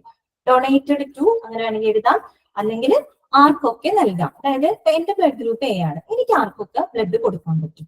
അത്രേ ഉള്ളൂ സംഭവം. നിങ്ങൾക്ക് കാര്യം ക്ലിയർ ചെയ്താൽ മതി. ആർക്കൊക്കെ നൽകാം. കിട്ടിയല്ലോ. ഇനി last and final column, 5th column കേട്ടോ. 5ാമത്തെ കോളത്തിൽ എഴുതിക്കോളൂ റിസീവ് ഫ്രം എന്ന് പറഞ്ഞാല് ആരിൽ നിന്നും സ്വീകരിക്കാം. മലയാളത്തിൽ എഴുതി വെച്ചാണെങ്കിൽ ആരിൽ നിന്നും സ്വീകരിക്കാം, അങ്ങനെ ആയാലും മതി. നിങ്ങൾക്ക് കാര്യം മനസ്സിലാക്കാം. എന്റെ ബ്ലഡ് ഗ്രൂപ്പ് ആയ എ എനിക്ക് എന്താ പറയാ, എനിക്ക് ആരിൽ നിന്നൊക്കെ ബ്ലഡ് സ്വീകരിക്കാം. ആ ഒരു അർത്ഥത്തിലാണ് ഞാൻ പറഞ്ഞത്. അപ്പൊ നമ്മൾ 5 കോളംസ് വരച്ചു. ആദ്യത്തെ കോളത്തിന്റെ ഹെഡിങ് ബ്ലഡ് ഗ്രൂപ്പ്, രണ്ടാമത്തെ കോളത്തിന്റെ ഹെഡിങ് ആന്റിജൻ, ആൻഡ് 3ാമത്തെ കോളത്തിന് ആന്റിബോഡി, 4th കോളത്തിന് ഡൊണേറ്റഡ് ടു അല്ലെങ്കിൽ ആർക്കൊക്കെ നൽകാം. ഇനി 5ാമത്തെ കോളം റിസീവ് ഫ്രം അല്ലെങ്കിൽ ആരിൽ നിന്നും നമുക്ക് സ്വീകരിക്കാം എന്ന് വിചാരിക്കുന്നു. ക്ലിയർ ആണല്ലോ? എനിക്ക് എഴുതി കാണിക്കാനുള്ള സൗകര്യം ഇല്ല, അതുകൊണ്ടാണ് ഞാൻ ഇങ്ങനെ പറയുന്നത് കേട്ടോ. എനിക്ക് മനസ്സിലാവുമെന്ന് വിചാരിക്കുന്നു. അപ്പൊ എഴുതിക്കോളൂ ഫസ്റ്റ് കോളം കേട്ടോ. നമ്മൾ കോളം വൈസ് ആണ് ഫില്ല് ചെയ്ത് പോണേ കേട്ടോ. കോളം വൈസ് ആണ് നമ്മൾ ഫില്ല് ചെയ്ത് പോകുന്നത്. അപ്പൊ ആദ്യത്തെ കോളം എടുക്കാം. ആദ്യത്തെ കോളം നമ്മൾ എന്താ ഹെഡിങ് കൊടുത്തേ? ബ്ലഡ് ഗ്രൂപ്പ് എന്നാണല്ലോ കൊടുത്തേ. അപ്പൊ നമ്മളിപ്പോ പഠിച്ചു എന്താണ്, നമുക്ക് 4 ബ്ലഡ് ഗ്രൂപ്പ് ആണ് ഉള്ളത് അല്ലെ. അപ്പൊ 4 ബ്ലഡ് ഗ്രൂപ്പുകളും താഴെ എഴുതിക്കോളൂ. A B O. ഓക്കെ ആണോ? ഫില്ല് ചെയ്താ ആദ്യത്തെ കോളത്തിൽ നമ്മൾ ഫില്ല് ചെയ്ത് 4 ബ്ലഡ് ഗ്രൂപ്പിലേ ഉള്ളത്. അത് എഴുതിക്കോളൂ, താഴെ എഴുതിക്കോളൂ. എ ബി ഒ എഴുതിന്ന് വിചാരിക്കുന്നു. ഓക്കെ, അപ്പൊ നമ്മൾ ഫസ്റ്റ് കോളം നമ്മൾ ഫില്ല് ചെയ്തു കേട്ടോ. ഇനി അടുത്തത് നമ്മൾ സെക്കൻഡ് കോളത്തിലോട്ട് പോവാണേ. സെക്കൻഡ് കോളത്തിലോട്ട് പോവാണ്. എന്തായിരുന്നു ഹെഡിങ്? ആന്റിജൻ അല്ലേ നമ്മൾ എഴുതിയത്, ആന്റിജൻ. ഓക്കെ, അപ്പൊ നിങ്ങൾക്ക് തന്നെ എഴുതാം അല്ലെ. എ ബ്ലഡ് ഗ്രൂപ്പിന് എന്തായിരിക്കും ആന്റിജൻ? എ ആയിരിക്കും അല്ലെ. എ ബ്ലഡ് ഗ്രൂപ്പിന് എ എന്ന ആന്റിജൻ ആയിരിക്കും. ബി എന്ന ബ്ലഡ് ഗ്രൂപ്പിന് ബി എന്ന ആന്റിജൻ ആയിരിക്കും. എ ബി എന്ന് പറയുന്ന ബ്ലഡ് ഗ്രൂപ്പിൽ ഏതൊക്കെ ആന്റിജൻസ് ഉണ്ടാവും? ആന്റിജൻ എയും ഉണ്ടാകും, ആന്റിജൻ ബിയും. നെഗറ്റീവ് പോസിറ്റീവ് വേണോ? വേണ്ട നവീനെ, നമ്മൾ അത് അടുത്ത ഫാക്ടറിൽ പറയൂ കേട്ടോ. നമ്മൾ ജസ്റ്റ് ഇത് മാത്രം എഴുതിയാൽ മതി, നിങ്ങൾക്ക് ഡെപ്തിലേക്ക് ഒന്നും പോകണ്ട. നമ്മൾ പോസിറ്റീവിന്റെ നെഗറ്റീവിന്റെ അടുത്ത ഫാക്ടർ പറയും, അത് അവിടെ നിൽക്കട്ടെ കേട്ടോ. എന്ന് ജനറൽ ആയിട്ടുള്ള ഒരു ടാബുലർ കോളാണ് നിങ്ങൾക്ക് തരുന്നത്. അപ്പൊ നോക്കൂ, എ ബി എന്ന് പറയുന്ന ആന്റിജൻസ് ഏതൊക്കെ ആയിരിക്കും? എയും ഉണ്ടാവും, ബിയും ഉണ്ടാവും. ഇനി ശ്രദ്ധിക്കണം, ഒ എന്ന് പറയുന്ന ബ്ലഡ് ഗ്രൂപ്പ് ആണ്. നമ്മൾ എന്താ പഠിച്ചത്? No antigen. വെരി ഗുഡ്, അത് കറക്റ്റ് ആണ് കേട്ടോ. ആന്റിജൻ ഇല്ല, നില്ലെന്ന് എഴുതിക്കോളൂ. നില്ല അല്ലെങ്കിൽ ഇല്ലാന്നോ എഴുതി വെച്ചോളൂ. അപ്പൊ നമ്മൾ സെക്കൻഡ് കോളം ഫില്ല് ചെയ്ത് കഴിഞ്ഞു. ഇനി നമ്മൾ തേർഡ് കോളത്തിലോട്ട് പോവാണ്. എന്താണ് തേർഡ് കോളത്തിന്റെ ഹെഡിങ്? എന്തായിരുന്നു? ആന്റിബോഡി ആണല്ലോ. അപ്പൊ നോക്കൂ, എ എന്ന് പറയുന്ന ആന്റിജന് കറസ്പോണ്ടിങ് ആന്റിബോഡി ഏതായിരിക്കും? നിങ്ങൾ പറ, ഏതായിരിക്കും? ബി ആയിരിക്കും അല്ലേ? ജോസ്ക അമേക്ക നമുക്ക് കറക്റ്റ് ആണ്. സിന്ധു അതിലെല്ലാവരും കറക്റ്റാ പറയുന്നത്. ബി ആണ് കേട്ടോ, ബി ആണ്. ഓക്കെ, ഇനി ബി എന്ന ബ്ലഡ് ഗ്രൂപ്പിന് കറസ്പോണ്ടിങ് ആയിട്ടുള്ള ആന്റിജൻ ആന്റിബോഡി ഏതായിരിക്കും? എ ആയിരിക്കും, ആണല്ലോ. ഇനി ശ്രദ്ധിക്കുക, എ ബി എന്ന് പറയുന്ന ബ്ലഡ് ഗ്രൂപ്പിന് ആന്റിബോഡി ഉണ്ടാകുമോ? ആന്റിബോഡി ഉണ്ടാകില്ല. എന്തുണ്ടാവില്ല? ആന്റിബോഡി ഉണ്ടാവില്ല. എ ബി എന്ന ബ്ലഡ് ഗ്രൂപ്പിന് എന്തുണ്ടാകില്ല? ആന്റിബോഡീസ് ഉണ്ടാകില്ല. അപ്പൊ അവിടെ എന്ത് എഴുതണം? നില്ലെന്ന് എഴുതണം. അതേ പ്രീതി കറക്റ്റാ. നോ ആന്റിബോഡി, നില്ല്. അപ്പൊ നമ്മൾ അടുത്തൊരു പോയിന്റ് പഠിക്കുകയാണ് കേട്ടോ. നമ്മൾ ആദ്യം പറഞ്ഞത് ആന്റിജൻ ഇല്ലാത്ത ബ്ലഡ് ഗ്രൂപ്പ് ഏതാണ് പഠിച്ചത്? O group. ആന്റിബോഡി ഇല്ലാത്ത ബ്ലഡ് ഗ്രൂപ്പ് ഏതാണ്? അത് എ ബി. പഠിച്ചു വെക്കണേ, അങ്ങനെ ഒരു ചോദ്യം വന്നാൽ ആൻസർ ചെയ്യണോട്ടോ. ആന്റിബോഡി ഇല്ലാത്ത ബ്ലഡ് ഗ്രൂപ്പ് ഏതാണ്? A B. അത് ഓർത്ത് വെക്കാൻ വളരെ എളുപ്പമാണ്. എന്തറിയോ? ആന്റിബോഡി, ആന്റിയുടെ എ കൊടുക്കുക, ബോഡിയുടെ ബി കൊടുക്കുക. എയും ബി ആണല്ലോ, അപ്പൊ എ ബി. എ ബിക്ക് അത് എന്തില്ല? ആന്റിബോഡി ഇല്ല. വിചാരിച്ചാൽ മതി, അപ്പൊ കൺഫ്യൂഷൻ ആവില്ലല്ലോ. ആന്റിജനില് ആന്റിജൻ ഇല്ലാത്ത ബ്ലഡ് ഗ്രൂപ്പ് ഓയും ആന്റിബോഡി ഇല്ലാത്ത ബ്ലഡ് ഗ്രൂപ്പ് ഏതാണ്? അത് എ ബിയുമാണ്, ആണല്ലോ. ഇനി അടുത്തത് ഒ ഗ്രൂപ്പ് കേട്ടോ. O group. ഒ ഗ്രൂപ്പിനകത്ത് ആന്റിബോഡി ഉണ്ടാകും. ഏതൊക്കെയായിരിക്കും? എയും ഉണ്ടാകും, ബിയും ഉണ്ടാകും. എയും ഉണ്ടാകും, ബിയും ഉണ്ടാകും. അപ്പൊ നമ്മൾ തേർഡ് കോളം ഫില്ല് ചെയ്ത് കഴിഞ്ഞു. ക്ലിയർ? ക്ലിയർ ആണോ? ഫോളോ ചെയ്യാൻ പറ്റില്ലേ? ഇനി നമ്മൾ ഫോർത്ത് കോളത്തിലോട്ട് പോവാണ് കേട്ടോ. അപ്പൊ നമ്മൾ ഇതില് 2 പോയിന്റ്സ് നോട്ട് ചെയ്ത് വെക്കണോട്ടോ. ആന്റിജൻ ഇല്ലാത്ത ബ്ലഡ് ഗ്രൂപ്പ് ഒ എന്നും ആന്റിബോഡി ഇല്ലാത്ത ബ്ലഡ് ഗ്രൂപ്പ് എ ബി ആണ്. അത് ഓർത്ത് വെക്കാം. ആന്റിബോഡിയിലെ എയും ബിയും ഓർത്ത് തന്നെ എ ബി കിട്ടും നമുക്ക്. ഓക്കെ, ഇനി അടുത്തത് ഫോർത്ത് കോളം. ഫോർത്ത് കോളം എന്താണ്? ഡൊണേറ്റഡ് ടു, അതായത് നമ്മുടെ ബ്ലഡ് നമുക്ക് ആർക്കൊക്കെ കൊടുക്കാം അല്ലെ? അത് ഓരോരുത്തരും വ്യക്തിപരമായിട്ട് ചിന്തിക്കാം. നമ്മുടെ ബ്ലഡ് നമുക്ക് ആർക്കൊക്കെ കൊടുക്കാൻ പറ്റും. അപ്പൊ ഒരു കാര്യം ഞാൻ പറയാം, അത് നിങ്ങൾക്ക് തന്നെ എഴുതാൻ പറ്റും. ഞാനൊരു കാര്യം പറയാം, അതൊന്ന് ജസ്റ്റ് മനസ്സിലാക്കി കഴിഞ്ഞാൽ നിങ്ങൾക്ക് തന്നെ സിമ്പിൾ ആയിട്ട് എഴുതാൻ പറ്റും. നമുക്ക് ആർക്കൊക്കെ കൊടുക്കാൻ പറ്റും. ഇപ്പൊ എന്റെ ബ്ലഡ് ഗ്രൂപ്പ് എ എന്ന് പറയുമ്പോൾ എനിക്ക് ആർക്കൊക്കെ കൊടുക്കാൻ പറ്റാം? എന്റെ സെയിം ആന്റിജൻ ഉള്ളവർക്ക് മാത്രമേ എനിക്ക് കൊടുക്കാൻ പറ്റുള്ളൂ. അത്രയേ ഉള്ളൂ. എന്റെ സെയിം ആന്റിജൻ ഉള്ളവർ ആരാണോ അവർക്ക് എനിക്ക് കൊടുക്കാം എന്ന് പറഞ്ഞാൽ എനിക്ക് ആർക്കൊക്കെ കൊടുക്കാം? എക്കും കൊടുക്കാം, എ ബിക്കും കൊടുക്കാം. ആർക്ക് കൊടുക്കാം? എക്കും കൊടുക്കാം, എ ബിക്കും കൊടുക്കാം. എനകത്തും ആന്റിജൻ എ ഉണ്ട്, എയും ബിയിലും ഈ പറഞ്ഞ ആന്റിജൻ എയും വരുന്നുണ്ട് അല്ലെ? അപ്പൊ എനിക്ക് അവർക്ക് കൊടുക്കാം. അപ്പൊ എയും എ ബിയും കേട്ടോ. ഇനി അടുത്തത് എന്താണ്? ബി ബ്ലഡ് ഗ്രൂപ്പ് ഉള്ള ആൾക്ക് ആർക്കൊക്കെ കൊടുക്കാൻ പറ്റും? ബി എന്ന ആന്റിജൻ ഉള്ള ആൾക്കാർക്ക് കൊടുക്കാൻ പറ്റും എന്ന് പറഞ്ഞാല് ബിക്കും കൊടുക്കാം. അഞ്ജലി തേർഡ് കോളം ഒന്നുകൂടി പറയൂ. തേർഡ് കോളം ആന്റിബോഡി ആയിരുന്നു. അപ്പോ എ എന്ന ആന്റിജന് കറസ്പോണ്ടിങ് ആന്റിബോഡി ബി ആയിരിക്കും. ബി എന്ന് പറയുന്ന എന്താ പറയാ ആന്റിജന് കറസ്പോണ്ടിങ് ആന്റിബോഡി എ ആയിരിക്കും. ഇനി എ ബി ബ്ലഡ് ഗ്രൂപ്പിന് ആന്റിബോഡി ഉണ്ടാകില്ല. ഒ എന്ന് പറയുന്ന ബ്ലഡ് ഗ്രൂപ്പിന് ആന്റിബോഡി എയും ബിയും ഉണ്ടാക്കും. അതാണ് ഞാൻ പറഞ്ഞത്. ശ്രദ്ധിച്ച് കേൾക്കണം കേട്ടോ. 2-3 പ്രാവശ്യം റിപ്പീറ്റ് ചെയ്യുമ്പോൾ ചിലപ്പോ നിങ്ങൾ കേട്ടോണ്ടിരിക്കുന്നവർക്ക് ഒരു അരോചകത്വം ഫീൽ ചെയ്യും. ശരിയല്ലേ? റേഞ്ച് ഇല്ലായിരുന്നു അല്ലേ? ഓക്കെ, കുഴപ്പമില്ല. ഓക്കെ അഞ്ജലി, പ്രശ്നമില്ല കേട്ടോ. ഞാൻ പറഞ്ഞപ്പോ കിട്ടിയോ?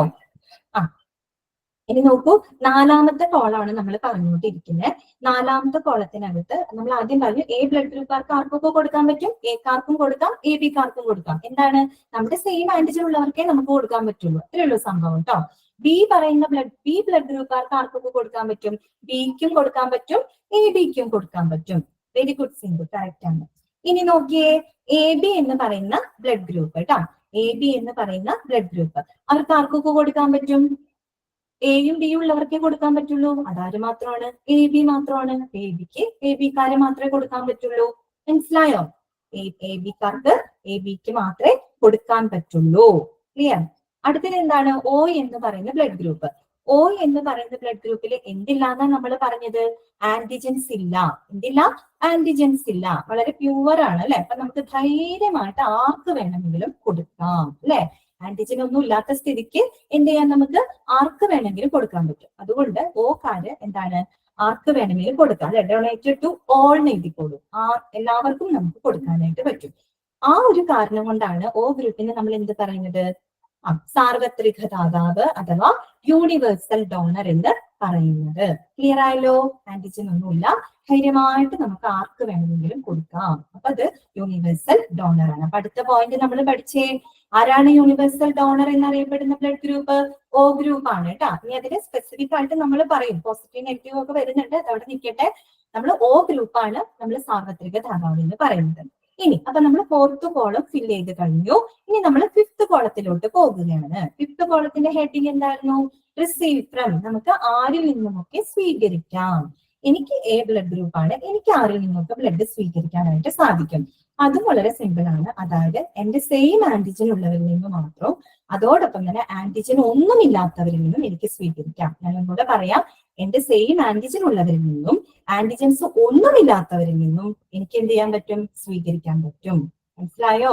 റിസീവ് ചെയ്യുന്ന കാര്യം പറഞ്ഞപ്പോ ഞാൻ എന്താ പറഞ്ഞത്? എന്റെ സെയിം ആന്റിജൻ ഉള്ളവരിൽ നിന്നും ഇനി ആന്റിജൻസ് ഒന്നുമില്ലാത്തവരിൽ നിന്നും എനിക്ക് ബ്ലഡ് സ്വീകരിക്കാൻ പറ്റും. അപ്പൊ നിങ്ങൾക്ക് തന്നെ ഫില്ല് ചെയ്യാലോ. എ എന്ന് പറയുന്ന ബ്ലഡ് ഗ്രൂപ്പുകാർക്ക് ആരിൽ നിന്നൊക്കെ സ്വീകരിക്കാം? എയിൽ നിന്നും സ്വീകരിക്കാം, ഓയിൽ നിന്നും സ്വീകരിക്കാം. ബി ബ്ലഡ് ഗ്രൂപ്പുകാർക്ക് ആരിൽ നിന്നൊക്കെ സ്വീകരിക്കാം? ബിയിൽ നിന്നും സ്വീകരിക്കാം, ആന്റിജൻ ഒന്നുമില്ലാത്ത ഓയിൽ നിന്നും സ്വീകരിക്കാം. ഇനി ശ്രദ്ധിക്കുക, എ ബി എന്ന് പറയുന്ന ബ്ലഡ് ഗ്രൂപ്പ് ഉണ്ട് അല്ലെ, അതിനകത്ത് എന്തില്ല എന്നാ ഞാൻ പറഞ്ഞത്? ആന്റിബോഡി ഇല്ല അല്ലെ. അതായത് ആന്റിജനുകൾക്കെതിരെ പ്രവർത്തിക്കുന്നതിന് അല്ലെങ്കിൽ പ്രവർത്തിക്കുന്നതിനായിട്ട് നിർമ്മിക്കപ്പെടുന്ന പ്രോട്ടീൻസ് ആണ് ആന്റിബോഡി.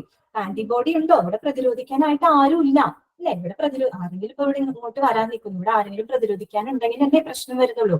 ഇവിടെ പ്രതിരോധിക്കാൻ ആരുമില്ല, വളരെ ധൈര്യമായിട്ട് അവർക്ക് ഇങ്ങോട്ട് സുഖമായിട്ട് ഇങ്ങോട്ട് പോരാം, അല്ലെങ്കിൽ നമുക്ക് വാങ്ങാം. അപ്പൊ എന്താണ്? എ ബി എന്ന് പറയുന്ന ബ്ലഡ് ഗ്രൂപ്പുകാർക്ക് എല്ലാവരിൽ നിന്നും ബ്ലഡ് സ്വീകരിക്കാം. കാരണം എന്താ? ആന്റിബോഡി ഇല്ല, പ്രതിരോധിക്കാൻ ആരും ഇല്ല. അപ്പൊ ധൈര്യമായിട്ട് ഇങ്ങോട്ടേക്ക് നമുക്ക് എല്ലാവരും സ്വീകരിക്കാം. അപ്പൊ എല്ലാവരിൽ നിന്നും സ്വീകരിക്കാം. എ ബി ബ്ലഡ് ഗ്രൂപ്പുകാർക്ക് എല്ലാവരിൽ നിന്നും സ്വീകരിക്കാം. കിട്ടിയോ? ആ ഒരു കാരണം കൊണ്ടാണ് എ ബിയെ നമ്മൾ എന്ത് പറയുന്നത്? യൂണിവേഴ്സൽ റെസിപ്പിയന്റ് അഥവാ സാർവത്രിക സ്വീകർത്താവ് എന്ന് അറിയപ്പെടുന്നത്. 4ാമത്തെ പോയിന്റ് പഠിച്ചേ. എന്താണ്? സാർവത്രിക സ്വീകർത്താവ് അഥവാ യൂണിവേഴ്സൽ റെസിപ്പിയന്റ് എന്നറിയപ്പെടുന്ന ബ്ലഡ് ഗ്രൂപ്പ് ഏതാണ്? അത് എ ബി ബ്ലഡ് ഗ്രൂപ്പ് ആണ്. ഇനി അടുത്തത് O ഗ്രൂപ്പ് എടുത്ത് നോക്കിയേ. O ഗ്രൂപ്പിനകത്ത് നമുക്കറിയാം എന്താണ്? O ഗ്രൂപ്പിനെ ആരിൽ നിന്ന് മാത്രമേ സ്വീകരിക്കാനായിട്ട് പറ്റുള്ളൂ? ഓയിൽ നിന്ന് മാത്രമേ സ്വീകരിക്കാൻ പറ്റുള്ളൂ അല്ലെ. ഒന്നുകിൽ സെയിം ആന്റിജൻ വേണം, അതല്ലെങ്കിൽ ആന്റിജൻ ഇല്ലാത്തവരിൽ നിന്ന് സ്വീകരിക്കാൻ പറ്റുള്ളൂ. സ്വീകരണത്തിന്റെ കേസാണ് കേട്ടോ. അപ്പൊ ഓക്കാർക്ക് ആരിൽ നിന്ന് മാത്രമേ സ്വീകരിക്കാൻ പറ്റുള്ളൂ? ഓയിൽ നിന്ന് മാത്രമേ സ്വീകരിക്കാനായിട്ട് പറ്റുള്ളൂ. രാകേഷ് എ ബി ഒന്നുകൂടെ പറഞ്ഞു തരാലോ. ലാസ്റ്റ് കോളമാണ് നമ്മൾ ഫില്ല് ചെയ്യുന്നത് കേട്ടോ. അതായത് എ ബി ബ്ലഡ് ഗ്രൂപ്പുകാർക്ക് ആരിൽ നിന്നും ബ്ലഡ് സ്വീകരിക്കാം എന്നാണ് ഞാൻ പറഞ്ഞത്. എ ബി ബ്ലഡ് ഗ്രൂപ്പിൽ എന്തില്ല എന്നാ പറഞ്ഞത്? ആന്റിബോഡി ഇല്ല, പ്രതിരോധിക്കാനായിട്ട് ഇവിടെ ആരും നിൽപ്പില്ലാന്നേ. അപ്പൊ ധൈര്യമായിട്ട് നമുക്ക് എല്ലാവരിൽ നിന്നും സ്വീകരിക്കാന്നേ.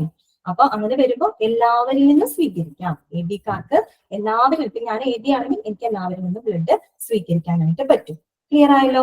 അപ്പൊ അതുകൊണ്ടാണ് അതിനെ സാർവത്രിക സ്വീകർത്താവ് അഥവാ യൂണിവേഴ്സൽ റെസിപ്പിയന്റ് എന്ന് പറയുന്നത്. ക്ലിയർ ആയല്ലോ? റസിയ, എ ബി ഒന്നുകൂടി പറയാമോ? മോളെ, എ ബി എന്ന് പറയുന്ന ബ്ലഡ് ഗ്രൂപ്പിനകത്ത് എന്തില്ല? ആന്റിബോഡി ഇല്ല. ആന്റിബോഡി ഇല്ലാത്തത് കൊണ്ട് തന്നെ നമ്മൾക്ക് ആരിൽ നിന്ന് വേണമെങ്കിലും ബ്ലഡ് ഇങ്ങോട്ട് സ്വീകരിക്കാം. ആരിൽ നിന്ന് വേണമെങ്കിലും നമുക്ക് ഇങ്ങോട്ട് ബ്ലഡ് സ്വീകരിക്കാം. ക്ലിയർ ആയല്ലോ? അപ്പൊ ഞാൻ ഒന്നും കൂടെ ഒന്ന് കൺക്ലൂഡ് ചെയ്ത് പറയാം കേട്ടോ. ഒന്ന് നോട്ട് ചെയ്യാത്തവരൊന്ന് ശ്രദ്ധിച്ചോളൂ. നമ്മൾ 5 കോളംസ് വരച്ചു. ഫസ്റ്റ് കോളത്തിന്റെ ഹെഡിങ് ബ്ലഡ് ഗ്രൂപ്പ് ആയിരുന്നു.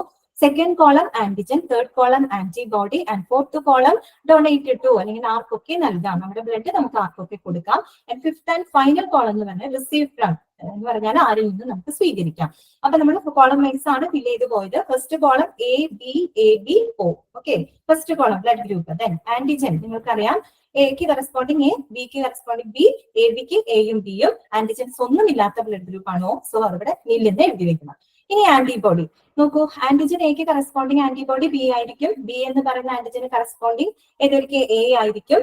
പിന്നെ എ ബിക്ക് ഉണ്ടാവും ആന്റിബോഡി? ഇല്ല, നില്ലെന്ന് കൊടുക്കുക. ഒ എന്ന് പറയുന്നതിന് ആന്റിബോഡി എയും ബിയും വരുന്നു. ഇനി ഫോർത്ത് കോളം ഡൊണേറ്റഡ് ടു, നമുക്ക് ആർക്കൊക്കെ കൊടുക്കാൻ പറ്റുന്നത്? എക്കാർക്ക് ആർക്കൊക്കെ കൊടുക്കാം? സെയിം ആന്റിജൻ ഉള്ളവർക്ക് കൊടുക്കാം. അതായത് എക്കും കൊടുക്കാം, എ ബിക്കും കൊടുക്കാം. ബിക്കാർക്ക് ആർക്കൊക്കെ കൊടുക്കാൻ പറ്റും? ബിക്ക് കൊടുക്കാം, എ ബിക്ക് കൊടുക്കാം. എ ബിക്കാർക്ക് ആർക്ക് കൊടുക്കാൻ പറ്റുള്ളൂ? എയും ബി ഉള്ളവർക്കല്ലേ കൊടുക്കാൻ പറ്റുള്ളൂ. സോ എ ബിക്കാർക്ക് തന്നെ കൊടുക്കാൻ പറ്റുള്ളൂ.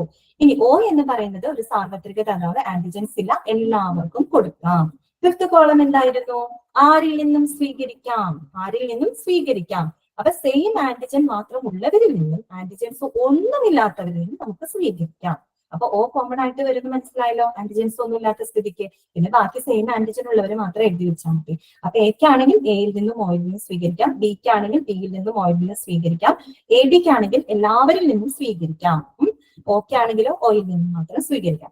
ഇത്രയും കാര്യങ്ങൾ ക്ലിയർ ആണെന്ന് ഞാൻ വിചാരിക്കുന്നു. അപ്പോൾ ഇത്രയും നമ്മൾ പഠിച്ചതിൽ നിന്ന് നമ്മൾ പഠിക്കേണ്ട കുറച്ച് പോയിന്റ്സ് എന്തൊക്കെയാണെന്ന് നമ്മൾ പറഞ്ഞു. രക്തത്തിനെ ഗ്രൂപ്പുകളായിട്ട് തരംതിരിക്കുന്നതിനുള്ള അടിസ്ഥാനം എന്ന് പറയുന്നത് RBCയുടെ ഉപരിതലത്തിൽ കാണപ്പെടുന്ന ആന്റിജനുകളുടെ സാന്നിധ്യമാണെന്ന് മനസ്സിലാക്കി. അതൊരു പോയിന്റ് ആണ്, പഠിച്ചു വെക്കുക. അതുപോലെ തന്നെ നമ്മൾ പറഞ്ഞത് എന്തായിരുന്നു, ആരാണ് രക്തത്തിനെ ഇങ്ങനെ ഗ്രൂപ്പുകളായിട്ട് തരംതിരിച്ചത്, ആരായിരുന്നു, കാൾ ആൻഡ് സ്റ്റെയ്നർ ആണ്. പിന്നെ നമ്മൾ എന്താ പഠിച്ചത്, ആന്റിജൻസ് ഇല്ലാത്ത ബ്ലഡ് ഗ്രൂപ്പ് ഏതാണെന്ന് പഠിച്ചു, അത് O ഗ്രൂപ്പ് ആണെന്ന് നമ്മൾ മനസ്സിലാക്കി. അതുപോലെ ആന്റിബോഡി ഇല്ലാത്ത ബ്ലഡ് ഗ്രൂപ്പ് ഏതാണെന്ന് വെച്ചാൽ അത് AB ഗ്രൂപ്പ് ആണെന്ന് നമ്മൾ മനസ്സിലാക്കി. അതിൽ നിന്നും എന്താ പറയാ, സാർവത്രിക ദാതാവ് അഥവാ യൂണിവേഴ്സൽ ഡോണർ എന്നറിയപ്പെടുന്നത് O ഗ്രൂപ്പും യൂണിവേഴ്സൽ റെസിപ്പിയന്റ് അഥവാ സാർവത്രിക സ്വീകർത്താവ് എന്നറിയപ്പെടുന്ന ബ്ലഡ് ഗ്രൂപ്പ് AB ആണെന്നുള്ളതും നമ്മൾ മനസ്സിലാക്കി കഴിഞ്ഞു. അപ്പൊ അങ്ങനെ 4 പോയിന്റ്സുകളാണ് നമുക്ക് അതിൽ നിന്ന് കിട്ടിയത് കേട്ടോ. ആ 4 പോയിന്റ്സും പഠിച്ചു വെക്കണം, മനസ്സിലാക്കി വെക്കണം. ഇനി ഏതെങ്കിലും ക്വസ്റ്റ്യൻസ് ഇപ്പൊ ആർക്കൊക്കെ ഇന്ന ബ്ലഡ് ഗ്രൂപ്പ് ആർക്ക് കൊടുക്കാൻ പറ്റും, ആരിൽ നിന്ന് സ്വീകരിക്കാനൊക്കെ പറ്റുമെന്ന് ചോദിക്കുകയാണെങ്കിൽ നിങ്ങൾ ഈ ഒരു ടാബുലാർ കോളം മനസ്സിലാക്കി വെച്ചാൽ മതി. ഓക്കെ, ഇത് അല്ലെങ്കിലും നിങ്ങൾക്ക് ഉപകാരപ്പെടും, അറിഞ്ഞിരിക്കണല്ലോ ആർക്കൊക്കെ കൊടുക്കാൻ പറ്റും, ആരിൽ നിന്നൊക്കെ സ്വീകരിക്കാൻ പറ്റും എന്നുള്ളത്. അത്രയേ ഉള്ളൂ കേട്ടോ. നമ്മളിപ്പോ ടൈപ്പിംഗ് ABO ഗ്രൂപ്പ് സിസ്റ്റം പറഞ്ഞാണ് നമ്മൾ ഇത്രയും കാര്യങ്ങളിലേക്ക് പോയത്. അപ്പൊ ഞാൻ വീണ്ടും ഓർമ്മിപ്പിക്കുകയാണ് ആന്റിജൻ ഇല്ലാത്ത ബ്ലഡ് ഗ്രൂപ്പ് O ആണ്, ആന്റിബോഡി ഇല്ലാത്ത ബ്ലഡ് ഗ്രൂപ്പ് AB ആണ്, സാർവത്രിക ദാതാവ് അഥവാ യൂണിവേഴ്സൽ ഡോണർ എന്നറിയപ്പെടുന്ന ബ്ലഡ് ഗ്രൂപ്പ് Oയും, സാർവത്രിക സ്വീകർത്താവ് അഥവാ യൂണിവേഴ്സൽ റെസിപ്പിയന്റ് എന്നറിയപ്പെടുന്ന ബ്ലഡ് ഗ്രൂപ്പ് ABയുമാണ്. ക്ലിയർ ആണെന്ന് വിചാരിക്കുന്നു. അപ്പൊ അങ്ങനത്തെ ടെസ്റ്റിംഗ് എവിടെ നടത്തും, നമ്മുടെ ബ്ലഡ് ബാങ്കിനകത്ത് നടത്തും. അതായത് ABO ഗ്രൂപ്പ് തിരിച്ചറിയണ്ടേ, അതിനുള്ള ടെസ്റ്റിംഗ് നടത്തും.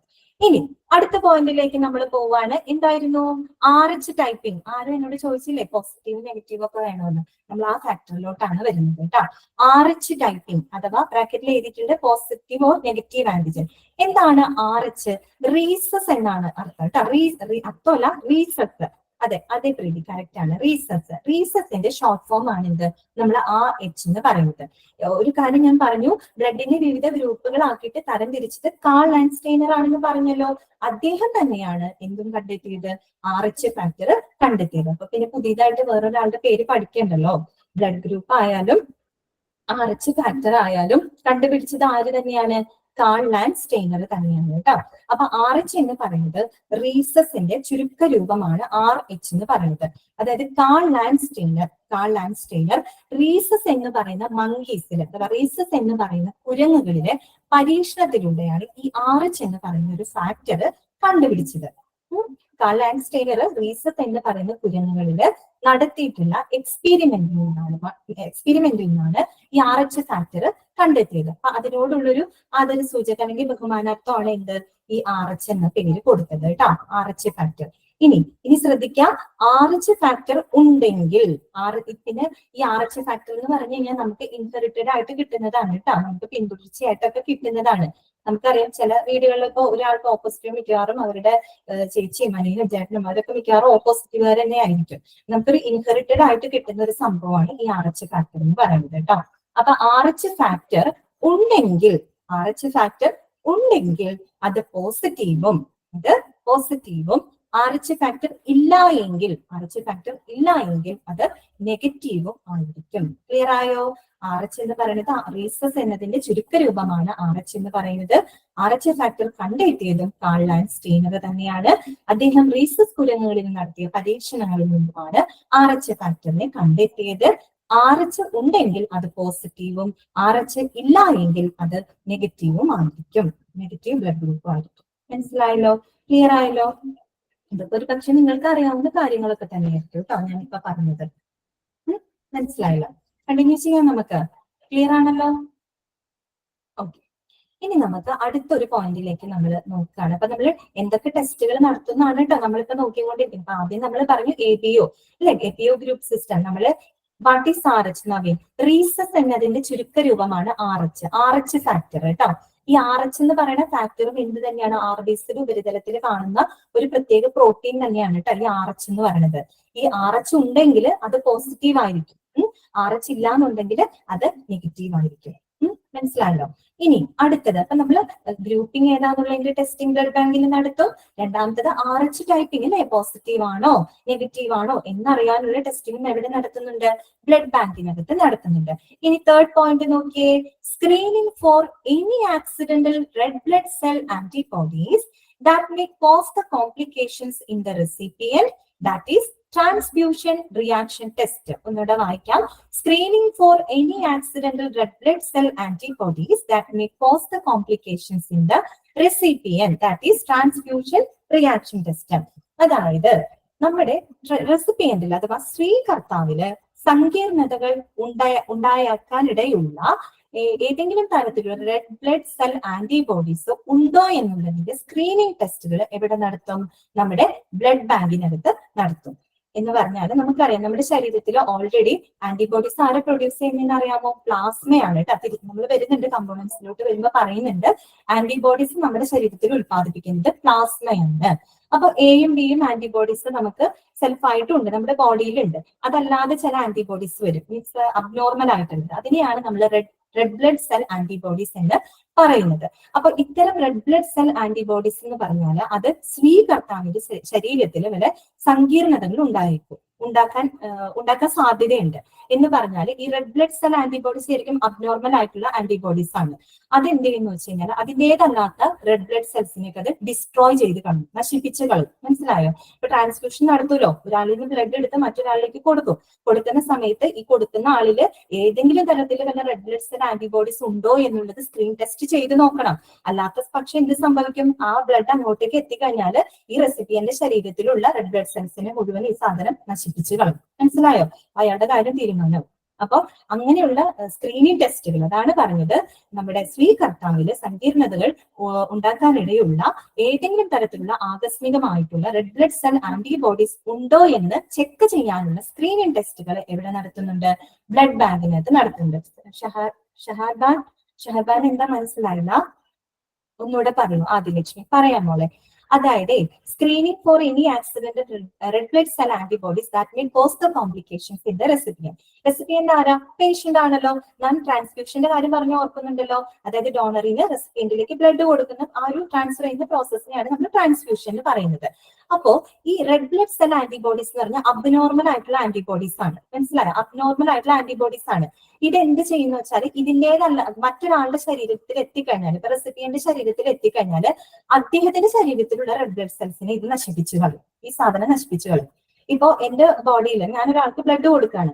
എന്റെ ബ്ലഡിനകത്ത് ഏതെങ്കിലും തരത്തിൽ പെട്ടെന്ന് ഒരു റെഡ് ബ്ലഡ് സെൽ ആന്റിബോഡീസ് ഉണ്ടെന്ന് വിചാരിക്കാം. അത് ഞാൻ കൊടുക്കുകയെന്ന് വിചാരിക്കാം. കൊടുത്തു കഴിഞ്ഞാൽ ആ റെസിപ്പിയന്റെ ശരീരത്തിൽ എത്തിക്കഴിയുമ്പോൾ ഈ റെഡ് ബ്ലഡ് സെൽ ആന്റിബോഡീസ് അദ്ദേഹത്തിന്റെ ശരീരത്തിലെ റെഡ് ബ്ലഡ് സെൽസിനെ നശിപ്പിച്ചു കളയുന്നു. അപ്പൊ അയാൾക്ക് പ്രശ്നം വരില്ലേ? അപ്പൊ അത്തരത്തില് ഏതെങ്കിലും തരത്തിലുള്ള ആക്സിഡന്റൽ ആയിട്ട് ഏതെങ്കിലും red blood cell antibodies means abnormal antibodies ഉണ്ടോ എന്നുള്ളത് സ്ക്രീൻ ടെസ്റ്റ് എവിടെ ചെയ്യണം? ബ്ലഡ് ബാങ്കിനകത്ത് ചെയ്യണം. അത് മസ്റ്റ് ആണ്. That is transfusion reaction test. അല്ലെങ്കിൽ എന്തുണ്ടാവും? അങ്ങനെ റെഡ് ബ്ലഡ് സെൽ ആന്റിബോഡീസിന്റെ പ്രസൻസ് ഉണ്ടെങ്കിൽ ഒരു കാരണവശാലും എന്ത് ചെയ്യാൻ പാടില്ല? ബ്ലഡ് ട്രാൻസ്ഫ്യൂഷന് വിടാനായിട്ട് പാടില്ല കേട്ടോ, മാറ്റേണ്ടി വരും. മനസ്സിലാണെങ്കിൽ അയാൾക്ക് പ്രശ്നം വരും. അത്രയേ ഉള്ളൂ സംഭവം. ക്ലിയർ ആയല്ലോ? ഇനി അടുത്തത് ഫോർത്ത് പോയിന്റ് നോക്കുക. ആദിലക്ഷ്മിക്ക് ക്ലിയർ ആയല്ലോ അല്ലെ? ഇനി അടുത്തത് കേട്ടോ, ലാസ്റ്റ് പോയിന്റ് നോക്കിയേ. Screening four current or past infections including hepatitis virus B and C. പിന്നെന്താണ്? ഹ്യൂമൻ ഇമ്മ്യൂണോ ഡെഫിഷ്യൻസി വൈറസ് അഥവാ HIV. ഒരു മിനിറ്റ്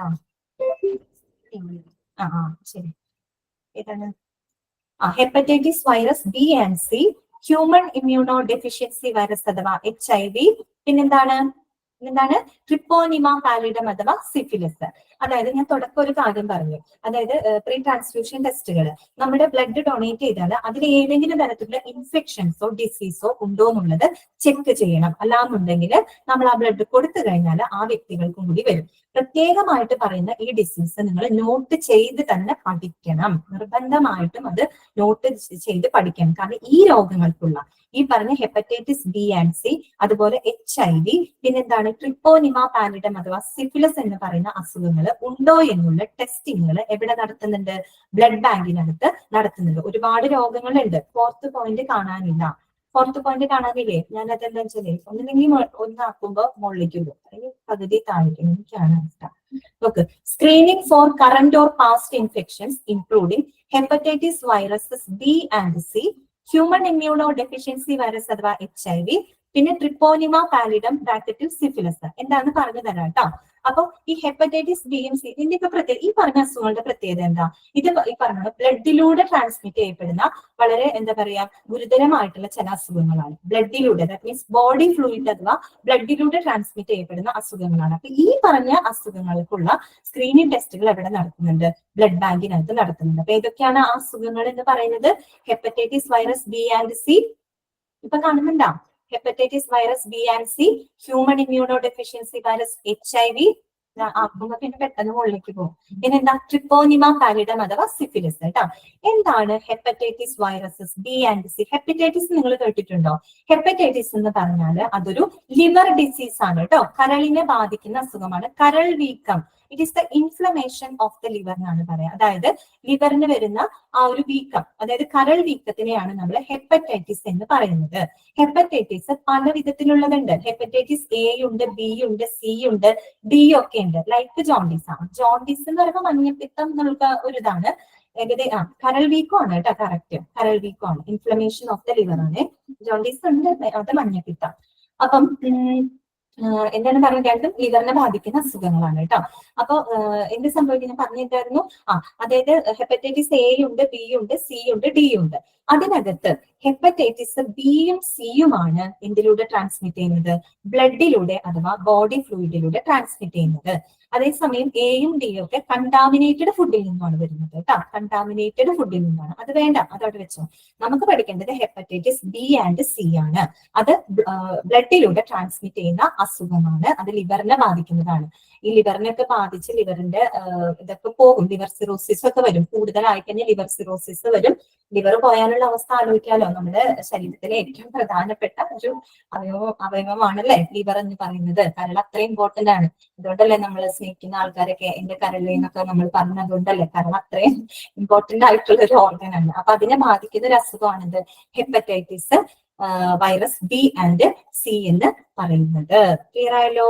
അപ്പൊ അത്തരം അസുഖം ഉണ്ടോ എന്നുള്ളത് ചെക്ക് ചെയ്ത് നോക്കണം. പിന്നെന്താ പറഞ്ഞത്? പിന്നെ നിങ്ങൾക്ക് അറിയാവുന്നതാണ് HIV, human immuno deficiency virus. HIV മൂലം ഉണ്ടാകുന്ന അസുഖം ഏതാണ്? AIDS. Fatty liver. Fatty liver വേറെയാണ് കേട്ടോ. ഫാറ്റി ലിവർ വേറെയാണ്. ലിവറിന് ഫാറ്റി ലിവർ വേറെയാണ് കേട്ടോ. നമ്മൾ ഇത് ജീവിതശൈലി രോഗങ്ങളാണ് ഫാറ്റി ലിവർ എന്നൊക്കെ പറയുന്നത്. അതായത് നമ്മുടെ ഫുഡിന്റെ ഇതൊന്നും കറക്റ്റ് അല്ലാതെ വരുന്ന ഒരു അവസ്ഥയാണ്. സാധ്യത HIV മൂലം ഉണ്ടാകുന്ന അസുഖം ഏതാണ് അറിയാലോ? എയ്ഡ്സ് ആണ്. ഹ്യൂമൻ ഇമ്മ്യൂണോ, ആ പേരിൽ നിന്ന് ശ്രദ്ധിക്കൂ. Human immuno deficiency virus. Immuno deficiency അല്ലെ, നമ്മുടെ പ്രതിരോധ ശക്തിനെ നശിപ്പിക്കുന്ന ഈ HIV എവിടെയാ എഫക്ട് ചെയ്യുന്നത്? നമ്മുടെ മനുഷ്യന്റെ പ്രതിരോധ ശക്തിനെയാണ് എഫക്ട് ചെയ്യുന്നത് അല്ലെ. അപ്പൊ സ്വാഭാവികമായിട്ടും മനുഷ്യന്റെ പ്രതിരോധ ശക്തി നഷ്ടപ്പെടുകയും തുടരെ വിവിധ അസുഖങ്ങൾക്ക് വിധേയമാവുകയും ചെയ്യും. പെട്ടെന്ന് അസുഖങ്ങൾ വരും. അങ്ങനെ അസുഖങ്ങൾ വന്ന് അവസാനം എയ്ഡ്സ് എന്ന ലെവലിലേക്ക് മാറിക്കഴിയുമ്പോൾ ഈ രോഗി മരണപ്പെടുകയാണ് ഉണ്ടാകുന്നത്. പെട്ടെന്ന് സംഭവിക്കുന്നതല്ല, അത് വർഷങ്ങളോളം നടന്നിട്ടുള്ള ഒരു അങ്ങനെ സംഭവിക്കുകയാണ്. അതായത് പ്രതിരോധത്തിനെ ബാധിച്ച് പെട്ടെന്ന് അടിക്കടി അസുഖങ്ങൾ വന്നുകൊണ്ടിരിക്കും. ഒന്നിനെ റെസിസ്റ്റ് ചെയ്യാനുള്ള ഒരു കപ്പാസിറ്റി ആ ബോഡിക്ക് ഉണ്ടാവില്ല. അങ്ങനെയാണ് ആ രോഗി മരണപ്പെടുന്നത്. അപ്പൊ എയ്ഡ്സിന് കാരണമായിട്ടുള്ള വൈറസ് ആണിത് ഹ്യൂമൻ ഇമ്മ്യൂണോ ഡെഫിഷ്യൻസി വൈറസ് എന്ന് പറയുന്ന HIV. അതുണ്ടോ എന്നുള്ളത് എവിടെ ചെക്ക് ചെയ്യണം? ബ്ലഡ് ബാങ്കിനകത്ത് ചെക്ക് ചെയ്യണം. ബ്ലഡിലൂടെ ട്രാൻസ്മിറ്റ് ചെയ്യുന്ന ഒരു അസുഖമാണ് അല്ലെ, നിങ്ങൾക്കറിയാം. അടുത്തത് ഏതാണ്? ട്രിപ്പോനിമ പാലിഡം അഥവാ സിഫിലിസ്. സിഫിലിസ് എന്ന് പറഞ്ഞാൽ മലയാളത്തിൽ പറങ്കിപ്പുണ്ണ് എന്നൊക്കെയാണ് അറിയപ്പെടുന്നത്. Syphilis is A sexually transmitted disease ആണ് കേട്ടോ. സെക്ഷുവലി കറക്റ്റ് ആണ് പ്രീതി. സെക്ഷുവലി ട്രാൻസ്മിറ്റഡ് ഡിസീസ് ആണ് സിഫിലിസ് എന്ന് പറയുന്നത്. അതിന് കാരണമായിട്ടുള്ളത് ഇറ്റ്സ് എ ബാക്ടീരിയൽ ഇൻഫെക്ഷൻ. അതൊരു വൈറസ് അല്ല കേട്ടോ, ബാക്ടീരിയൽ ഇൻഫെക്ഷൻ ആണ്. അതിന് കാരണമായിട്ടുള്ള ബാക്ടീരിയയുടെ പേരാണിത് ട്രിപ്പോനിമ പാലിഡം. എന്താണ്? ട്രിപ്പോനിമ പാലിഡം. അപ്പൊ ചോദിക്കാം, syphilis is caused by which bacteria? Treponema pallidum. It is a bacterial infection. Syphilis എന്ന് പറഞ്ഞ പറങ്കിപ്പുണ്ണ് എന്നാണ് പറയുന്നത് മലയാളത്തില്. അപ്പൊ ഈ പറഞ്ഞ അസുഖങ്ങൾ ഏതൊക്കെയാണ് നമ്മൾ പറഞ്ഞത്? Hepatitis B and C, human immuno deficiency virus അഥവാ HIV, പിന്നെന്താണ്? സിഫിലിസ് അല്ലെ. സിഫിലിസിന് കാരണമായിട്ടുള്ള ബാക്ടീരിയ ഏതാണ്? ട്രിപ്പോനിമ പാലിഡം. എയ്ഡ്സിന് കാരണമായിട്ടുള്ള വൈറസ് ഏതാണ്? HIV. ഓക്കെ. അപ്പൊ സിഫിലിസ് വൈറൽ ഇൻഫെക്ഷൻ അല്ല കേട്ടോ, ബാക്ടീരിയൽ ഇൻഫെക്ഷൻ ആണ്. ആ ബാക്ടീരിയയുടെ പേരാണ് ട്രിപ്പോനിമ പാൻഡിലം. അപ്പൊ ഇത്തരം അസുഖങ്ങൾ ഉണ്ടോ എന്നുള്ളത് എവിടെ ചെക്ക് ചെയ്ത് നോക്കണം? ബ്ലഡ് ബാങ്കിനകത്ത് ചെക്ക് ചെയ്ത് നോക്കണം. അപ്പൊ നമ്മൾ ഇത്രയും പറഞ്ഞിട്ട് എന്താണ്, എന്തൊക്കെ ടെസ്റ്റുകളാണ് ഇനി ഇതിനും വിപുലമായ പല ടെസ്റ്റുകൾ അതിനകത്ത് നടത്തുന്നുണ്ട്. നമുക്ക് അതിലേക്കൊന്നും പോണ്ട. നമുക്ക് പ്രധാനപ്പെട്ട നമ്മൾ ഒരു സെറ്റ് ഓഫ് പ്രിലിമിനറി ടെസ്റ്റുകൾ മാത്രം നമ്മൾ മനസ്സിലാക്കി വെച്ചാൽ മതി. ഇപ്പൊ എന്തൊക്കെയായിരുന്നു എന്നാ പറഞ്ഞത്? ഒന്ന് ABO അല്ലെ, ടൈപ്പിംഗ് നോക്കും, ഏത് ഗ്രൂപ്പ് ആണെന്നുള്ളത് നമ്മൾ ചെക്ക് ചെയ്ത് നോക്കും. പിന്നെ RH ഫാക്ടർ അല്ലെ, RH ഫാക്ടർ ഉണ്ടെങ്കിൽ പോസിറ്റീവും ഇല്ല എങ്കിൽ നെഗറ്റീവ് ആയിരിക്കും. പിന്നെ ഞാൻ പറഞ്ഞു നമ്മുടെ സ്വീകർത്താവില് സങ്കീർണതകൾ ഉണ്ടാക്കുന്ന ഏതെങ്കിലും തരത്തിലുള്ള ആകസ്മികമായിട്ടുള്ള അല്ലെങ്കിൽ ആക്സിഡന്റൽ ആയിട്ടുള്ള എന്തെങ്കിലും റെഡ് ബ്ലഡ് സെൽ ആന്റിബോഡീസ് ഉണ്ടോ എന്നുള്ളതിന്റെ സ്ക്രീനിങ് ടെസ്റ്റുകൾ ബ്ലഡ് ബാങ്കിൽ നടത്തും. അതുപോലെ തന്നെ ബ്ലഡിലൂടെ ട്രാൻസ്മിറ്റ് ചെയ്യപ്പെടുന്ന പ്രത്യേകിച്ച് ആ രോഗങ്ങൾ നോട്ട് ചെയ്ത് പഠിക്കണം. Hepatitis B and C, HIV, അതുപോലെ സിഫിലിസ്, ഇങ്ങനെയുള്ള അസുഖങ്ങൾ ഉണ്ടോ എന്നുള്ള ടെസ്റ്റിങ്ങുകളും എവിടെ നടത്തുന്നുണ്ട്? ബ്ലഡ് ബാങ്കിനകത്ത് നടത്തുന്നുണ്ട്. ക്ലിയർ ആണല്ലോ? ക്ലിയർ ആണല്ലോ? ആരൊന്നും പറയുന്നില്ലല്ലോ. ക്ലിയർ അല്ലേ? അപ്പൊ ഇനി നമുക്ക് അടുത്ത പോർഷനിലേക്ക് പോകാം. What are the blood types കേട്ടോ. ഏതൊക്കെയാണ് ബ്ലഡ് ടൈപ്സ് എന്ന് പറഞ്ഞ് കൊടുക്കണം. അപ്പൊ നമ്മൾ നോക്കിയേ, അവിടെ എത്ര ബോക്സ് കാണുന്നുണ്ട്? 8 ബോക്സ് കാണുന്നുണ്ട് അല്ലെ. എന്തുകൊണ്ടായിരിക്കും? 4 ബ്ലഡ് ഗ്രൂപ്പ് ഉണ്ട്, AB, അതിന് നമ്മൾ പോസിറ്റീവും നെഗറ്റീവും സ്പെസിഫൈ ചെയ്ത് പറയുമ്പോൾ 8 എണ്ണം വരില്ലേ? Aക്ക് A പോസിറ്റീവും A നെഗറ്റീവും, Dക്ക് B പോസിറ്റീവും നെഗറ്റീവും, അങ്ങനെ മൊത്തം 4 ബ്ലഡ് ഗ്രൂപ്പിന് 8 ബ്ലഡ് ടൈപ്പുകൾ വരും കേട്ടോ. പോസിറ്റീവ് നെഗറ്റീവ് നമ്മൾ സ്പെസിഫൈ ചെയ്ത് പറയുന്നതുകൊണ്ട്. അപ്പൊ നോക്കൂ, എന്താണ് അവിടെ പറയുന്നത്? ഈ ടാബുലർ കോളം ബൈഹാർട്ട് ചെയ്തൊന്നും പഠിക്കേണ്ട കേട്ടോ. പക്ഷെ ഈ ടാബുലർ കോളത്തിൽ നമുക്ക് മനസ്സിലാവുന്ന കുറച്ച് കാര്യങ്ങളുണ്ട്, അതൊന്ന് നിങ്ങൾ നോട്ട് ചെയ്ത് വെച്ചാൽ മതി കേട്ടോ. നോക്കിയേ, according to the American Association of Blood Banks, delivery of blood types includes the following. എന്താണ് അവിടെ പറയുന്നത്? അതായത് അമേരിക്കൻ അസോസിയേഷൻ ഓഫ് ബ്ലഡ് ബാങ്കിനെ അടിസ്ഥാനമാക്കിയിട്ട് അവരുടെ ഒരു റിപ്പോർട്ട് പ്രകാരം delivery of blood types includes the following. അതായത് ഈ ബ്ലഡ് ടൈപ്പുകൾ അല്ലെ, 8 ബ്ലഡ് ടൈപ്പ് വരില്ലേ? പോസിറ്റീവ് നെഗറ്റീവ് ഒക്കെ ചേർത്ത് പറയുമ്പോൾ 8 എണ്ണം വരും. 4 ബ്ലഡ് ഗ്രൂപ്പിന് 8 ബ്ലഡ് ടൈപ്പ് വരും അല്ലെ. അപ്പൊ അതിന്റെ ഒരു വിതരണം അല്ലെങ്കിൽ അതിന്റെ ഒരു ഡെലിവറി ഓഫ് ബ്ലഡ് ടൈപ്സ്, അതിന്റെ ഒരു വിതരണം എങ്ങനെയാണ് എന്നുള്ളതിന്റെ ഒരു ഏകദേശ ധാരണ അല്ലെങ്കിൽ അതിന്റെ എന്തിനെ ബേസ് ചെയ്തിട്ടാണ്? അമേരിക്കൻ അസോസിയേഷൻ ഓഫ് ബ്ലഡ് ബാങ്കിന്റെ അടിസ്ഥാനത്തിൽ ഉള്ള ഒരു ചെറിയൊരു ഇൻഫർമേഷൻ ആണ് ആ താഴെ തന്നിരിക്കുന്ന ടാബുലർ കോളത്തിൽ കൊടുത്തിട്ടുള്ളത്. നമുക്ക് ആ ടാബുലർ കോളം ഒന്ന് വായിച്ചു നോക്കാം. ORH പോസിറ്റീവ്, RH പോസിറ്റീവിന് അടുത്തൊന്നും പറയണ്ട, O പോസിറ്റീവ്. RH ഉണ്ടെങ്കിൽ പോസിറ്റീവ് ആണല്ലോ. അപ്പൊ O പോസിറ്റീവ് എത്രയാണ്? 39%. അതുപോലെ ARH positive 31%, BRH positive 9%, ARH negative 6%, ABRH positive 3%, BRH negative 2%, ORH negative 9%, and ABRH negative 1%. ഈ ഒരു ടാബുലർ കോളം ബൈ ഹാർട്ട് ഒന്നും ചെയ്യില്ല, പക്ഷെ ഇതിന് മനസ്സിലാക്കാൻ പറ്റുന്ന കുറച്ച് കാര്യങ്ങളുണ്ട്. ഒന്ന് നോക്കിയേ, ഏറ്റവും കൂടുതൽ അല്ലെ, ഏറ്റവും കൂടുതൽ കാണപ്പെടുന്ന ബ്ലഡ് ടൈപ്പ് ഏതാണെന്ന് നമുക്ക് ഇതിന് മനസ്സിലാക്കാൻ പറ്റില്ലേ? ഏതാണത്? 39% ഉള്ള ORH പോസിറ്റീവ് ആണ്. എന്ന് പറഞ്ഞാല് ഏറ്റവും കൂടുതൽ കോമൺ ആയിട്ട് മോസ്റ്റ് കോമൺ ബ്ലഡ് ഗ്രൂപ്പ് കേട്ടോ. ഞാൻ പറഞ്ഞ ചോദ്യം ശ്രദ്ധിക്കണം. മോസ്റ്റ് കോമൺ ബ്ലഡ് ഗ്രൂപ്പ്, ഏറ്റവും കൂടുതൽ കാണപ്പെടുന്ന ഒരു ബ്ലഡ് ഗ്രൂപ്പ് എന്ന് പറഞ്ഞാൽ ഏതാണ്? അത് O പോസിറ്റീവ് ആണ് കേട്ടോ. ഏതാണ്? O പോസിറ്റീവ് ആണ്. എത്രയുണ്ടെന്നാ പറഞ്ഞേ? 39% ഉള്ളത് വരുന്നുണ്ട്. പിന്നെ സെക്കൻഡ് മോസ്റ്റ് ഏതാ വരുന്നേ? ARH പോസിറ്റീവ് അല്ലേ? 31% അല്ലേ വരുന്നത്. അപ്പൊ അങ്ങനെയുള്ള കാര്യങ്ങൾ നമ്മൾ മനസ്സിലാക്കി. ഈ ഒരു ടാബുലർ കോളത്തിൽ നമുക്ക് എന്താ മനസ്സിലാവുന്നത്? ഏറ്റവും കോമൺ ആയിട്ട് അല്ലെങ്കിൽ ഏറ്റവും പൊതുവായിട്ട് കാണപ്പെടുന്ന ഒരു ബ്ലഡ് ഗ്രൂപ്പ് O പോസിറ്റീവ് ആണെന്നുള്ളൊരു ധാരണ നമുക്ക് കിട്ടി. അതുപോലെ തിരിച്ചു ആവാലോ, ലീസ്റ്റ് കോമൺ ആയിട്ടുള്ള ബ്ലഡ് ഗ്രൂപ്പ് ഏതാ? ലീസ്റ്റ് കോമൺ, ഏറ്റവും കുറവ് ഏതാണ്? അത് AB നെഗറ്റീവ് ആണ്. കാരണം എന്താ? ഒരു 1% അല്ലേ അത് വരുന്നുള്ളൂ. അപ്പൊ അങ്ങനെ 2 ക്വസ്റ്റ്യൻസ് നിങ്ങൾക്ക് കിട്ടില്ലേ? ഏറ്റവും കൂടുതൽ കോമൺ ആയിട്ട് കാണപ്പെടുന്ന ബ്ലഡ് ഗ്രൂപ്പ് ഏതാണ്? ഇത്തരം O പോസിറ്റീവ്. ഏറ്റവും കുറവായിട്ട് കാണപ്പെടുന്ന ബ്ലഡ് ഗ്രൂപ്പ് ഏതാണ്? ലീസ്റ്റ് കോമൺ ഏതാണെന്ന് വെച്ചാൽ അത് AB നെഗറ്റീവ് ആണ്. വെറും 1% മാത്രമേ വരുന്നുള്ളൂ. അത്രയും കാര്യങ്ങൾ മാത്രമേ നമ്മൾ അതിന് മനസ്സിലാക്കി വെച്ചാൽ മതി കേട്ടോ. അതിന്റെ പെർസെന്റേജ് ഒന്നും ബൈഹാർട്ടൊന്നും ചെയ്യേണ്ട കാര്യമൊന്നുമില്ല, അത് മതി. അപ്പൊ ഇനി നമുക്ക് അടുത്തതിലോട്ട് പോകാം. What are the constituent of blood അല്ലെ, ബ്ലഡിലെ കോൺസ്റ്റിറ്റ്യൂവൻസ് അഥവാ ബ്ലഡിലെ കമ്പോണൻസ് അഥവാ ബ്ലഡിലെ ഘടകങ്ങൾ എന്തൊക്കെയാണെന്നുള്ളതാണ് ഇനി നമ്മൾ പഠിക്കാനായിട്ട് പോകുന്നത്. അപ്പൊ നമ്മൾ തുടക്കം ഇൻട്രൊഡക്ഷൻ പറയുമ്പോൾ ഞാൻ ചോദിച്ചിരുന്നു നിങ്ങളോട് ബ്ലഡിൽ എത്ര കമ്പോണൻസ്. ഒരുപാട് പേരൊക്കെ കറക്റ്റ് തന്നെയാണ് പറഞ്ഞത്. 4 ബ്ലഡിന്റെ കാര്യം പറഞ്ഞത് വിട്ടില്ല. എന്താണ് 4 കമ്പോണൻസ് ഉണ്ട് അല്ലെ? ഏതൊക്കെയായിരുന്നു? RBC, ഹെമറ്റോജ്, കാറ്റമിക്. 4 ഉണ്ട്, അറിയാലോ, ചെറിയ ക്ലാസ്സിൽ നമ്മൾ പഠിക്കുന്നതൊക്കെ തന്നെ. RBC, WBC, പ്ലേറ്റ്ലെറ്റ്, പ്ലാസ്മ, അങ്ങനെയുള്ള കമ്പോണൻസ്. അപ്പൊ ഈ പറഞ്ഞ ഓരോരോ കമ്പോണൻസിനും ഡിഫറെന്റ് ഫങ്ഷൻസ് ആണ് അവർ ചെയ്യുന്നത് കേട്ടോ. 4 കമ്പോണൻസ് 4 ഡിഫറെന്റ് ഫങ്ഷൻസ് ആണ് ചെയ്യുന്നത്. അതെന്തൊക്കെ ഫങ്ഷൻ ആണെന്നുള്ളതാണ് നമ്മൾ അതിനകത്ത് മനസ്സിലാക്കാനായിട്ട് പോകുന്നത്. നമുക്ക് വായിക്കാം. What are the constituent of blood? When blood or one of its constituent part is transferred, each component serves many functions that includes the following. Okay. അപ്പൊ ആദ്യത്തെ എന്തായിരുന്നു? റെഡ് ബ്ലഡ് സെൽ അഥവാ RBC, ചുവന്ന രക്താണുക്കൾ അഥവാ എന്താണ്? അരുണ രക്താണുക്കൾ എന്നൊക്കെ നമ്മൾ പറയും. എന്താണ് അതിന്റെ ഫംഗ്ഷൻ നോക്കിയേ? These cells transport oxygen to the tissues in the body and are commonly used to treat of anemia. എന്നോട് വായിക്കാം. These cells transport oxygen to the tissues in the body and are commonly used to treat of anemia. എന്താ പറയുന്നത്? Oxygen സംവഹനം. എന്താണ് oxygen സംവഹനം? മനുഷ്യ കലകൾക്ക് ആവശ്യമായിട്ടുള്ള oxygen സംവഹനമാണ് ആരുടെ ധർമ്മം, ആരുടെ ഫംഗ്ഷൻ? റെഡ് ബ്ലഡ് സെൽസ് അഥവാ അരുണ രക്താണുക്കളുടെ ഫംഗ്ഷൻ. ഒന്നുമില്ല, ജസ്റ്റ് ഓർത്താൽ RBCയുടെ ഫംഗ്ഷൻ എന്താ? Oxygen transportation to the tissues. അത്രേ ഉള്ളൂ കേട്ടോ. ഇനി എന്താ പറയുന്നത്? And are commonly used to treat of anaemia. Anaemia അറിയാലോ നിങ്ങൾക്ക്, വിളർച്ചാന്ന് കേട്ടിട്ടില്ലേ? അതായത് ഈ റെഡ് ബ്ലഡ് സെൽസിന് ഫംഗ്ഷൻ എന്താ?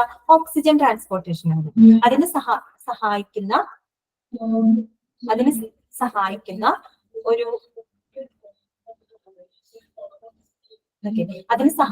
ഒരു ബ്ലഡ് സെല്ലാണ് റെഡ് ബ്ലഡ് സെല്ലിലെ ഹീമോഗ്ലോബിൻ അല്ലെ? ഹീമോഗ്ലോബിൻ.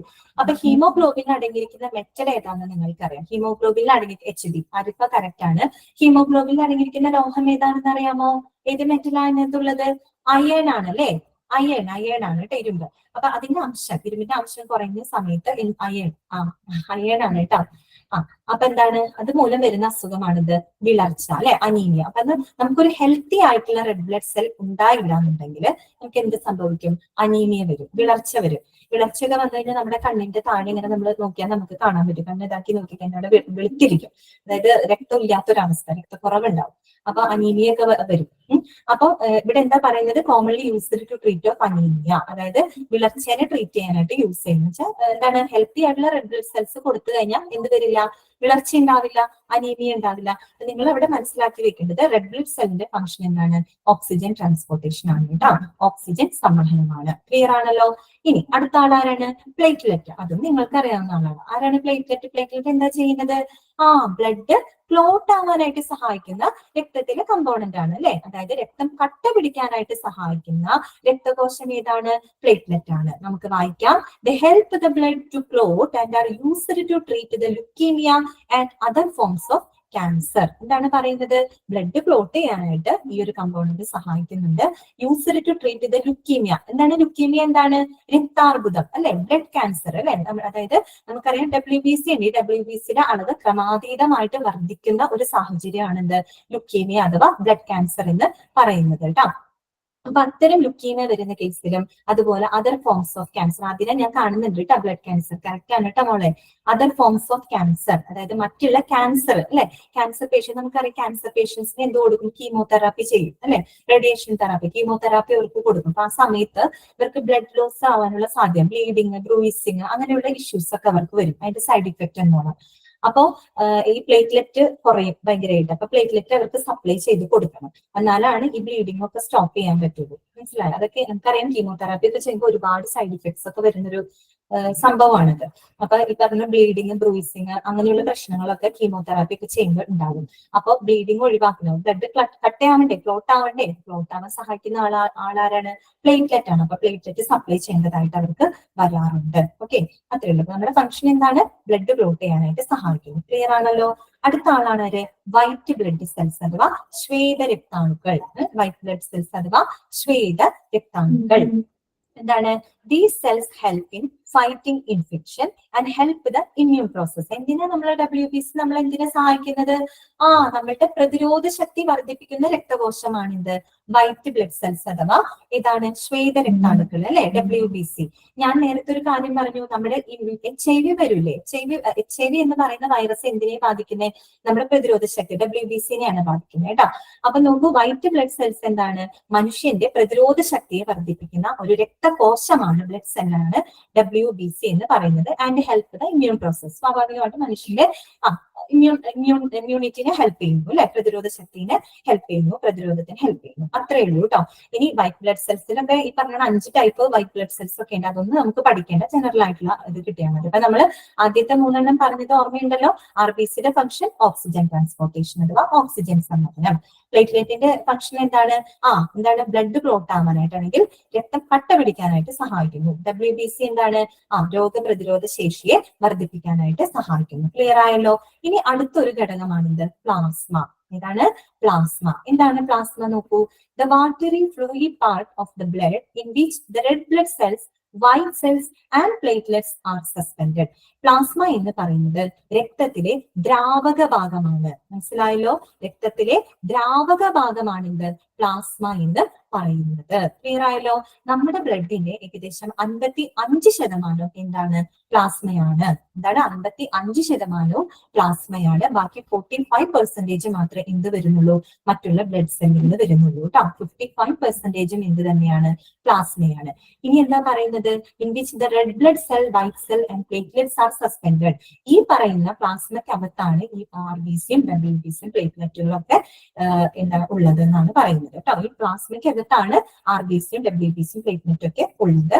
നമ്മുടെ രക്തത്തിന്റെ 55% എന്ത് തന്നെയാണ്? പ്ലാസ്മയാണ്. ബാക്കി 45% മാത്രമാണ് എന്ത് വരുന്നുള്ളൂ? മറ്റുള്ള ബ്ലഡ് സെല്ലുകൾ വരുന്നുള്ളൂ. ഇനി എന്താ പറയുന്നത്?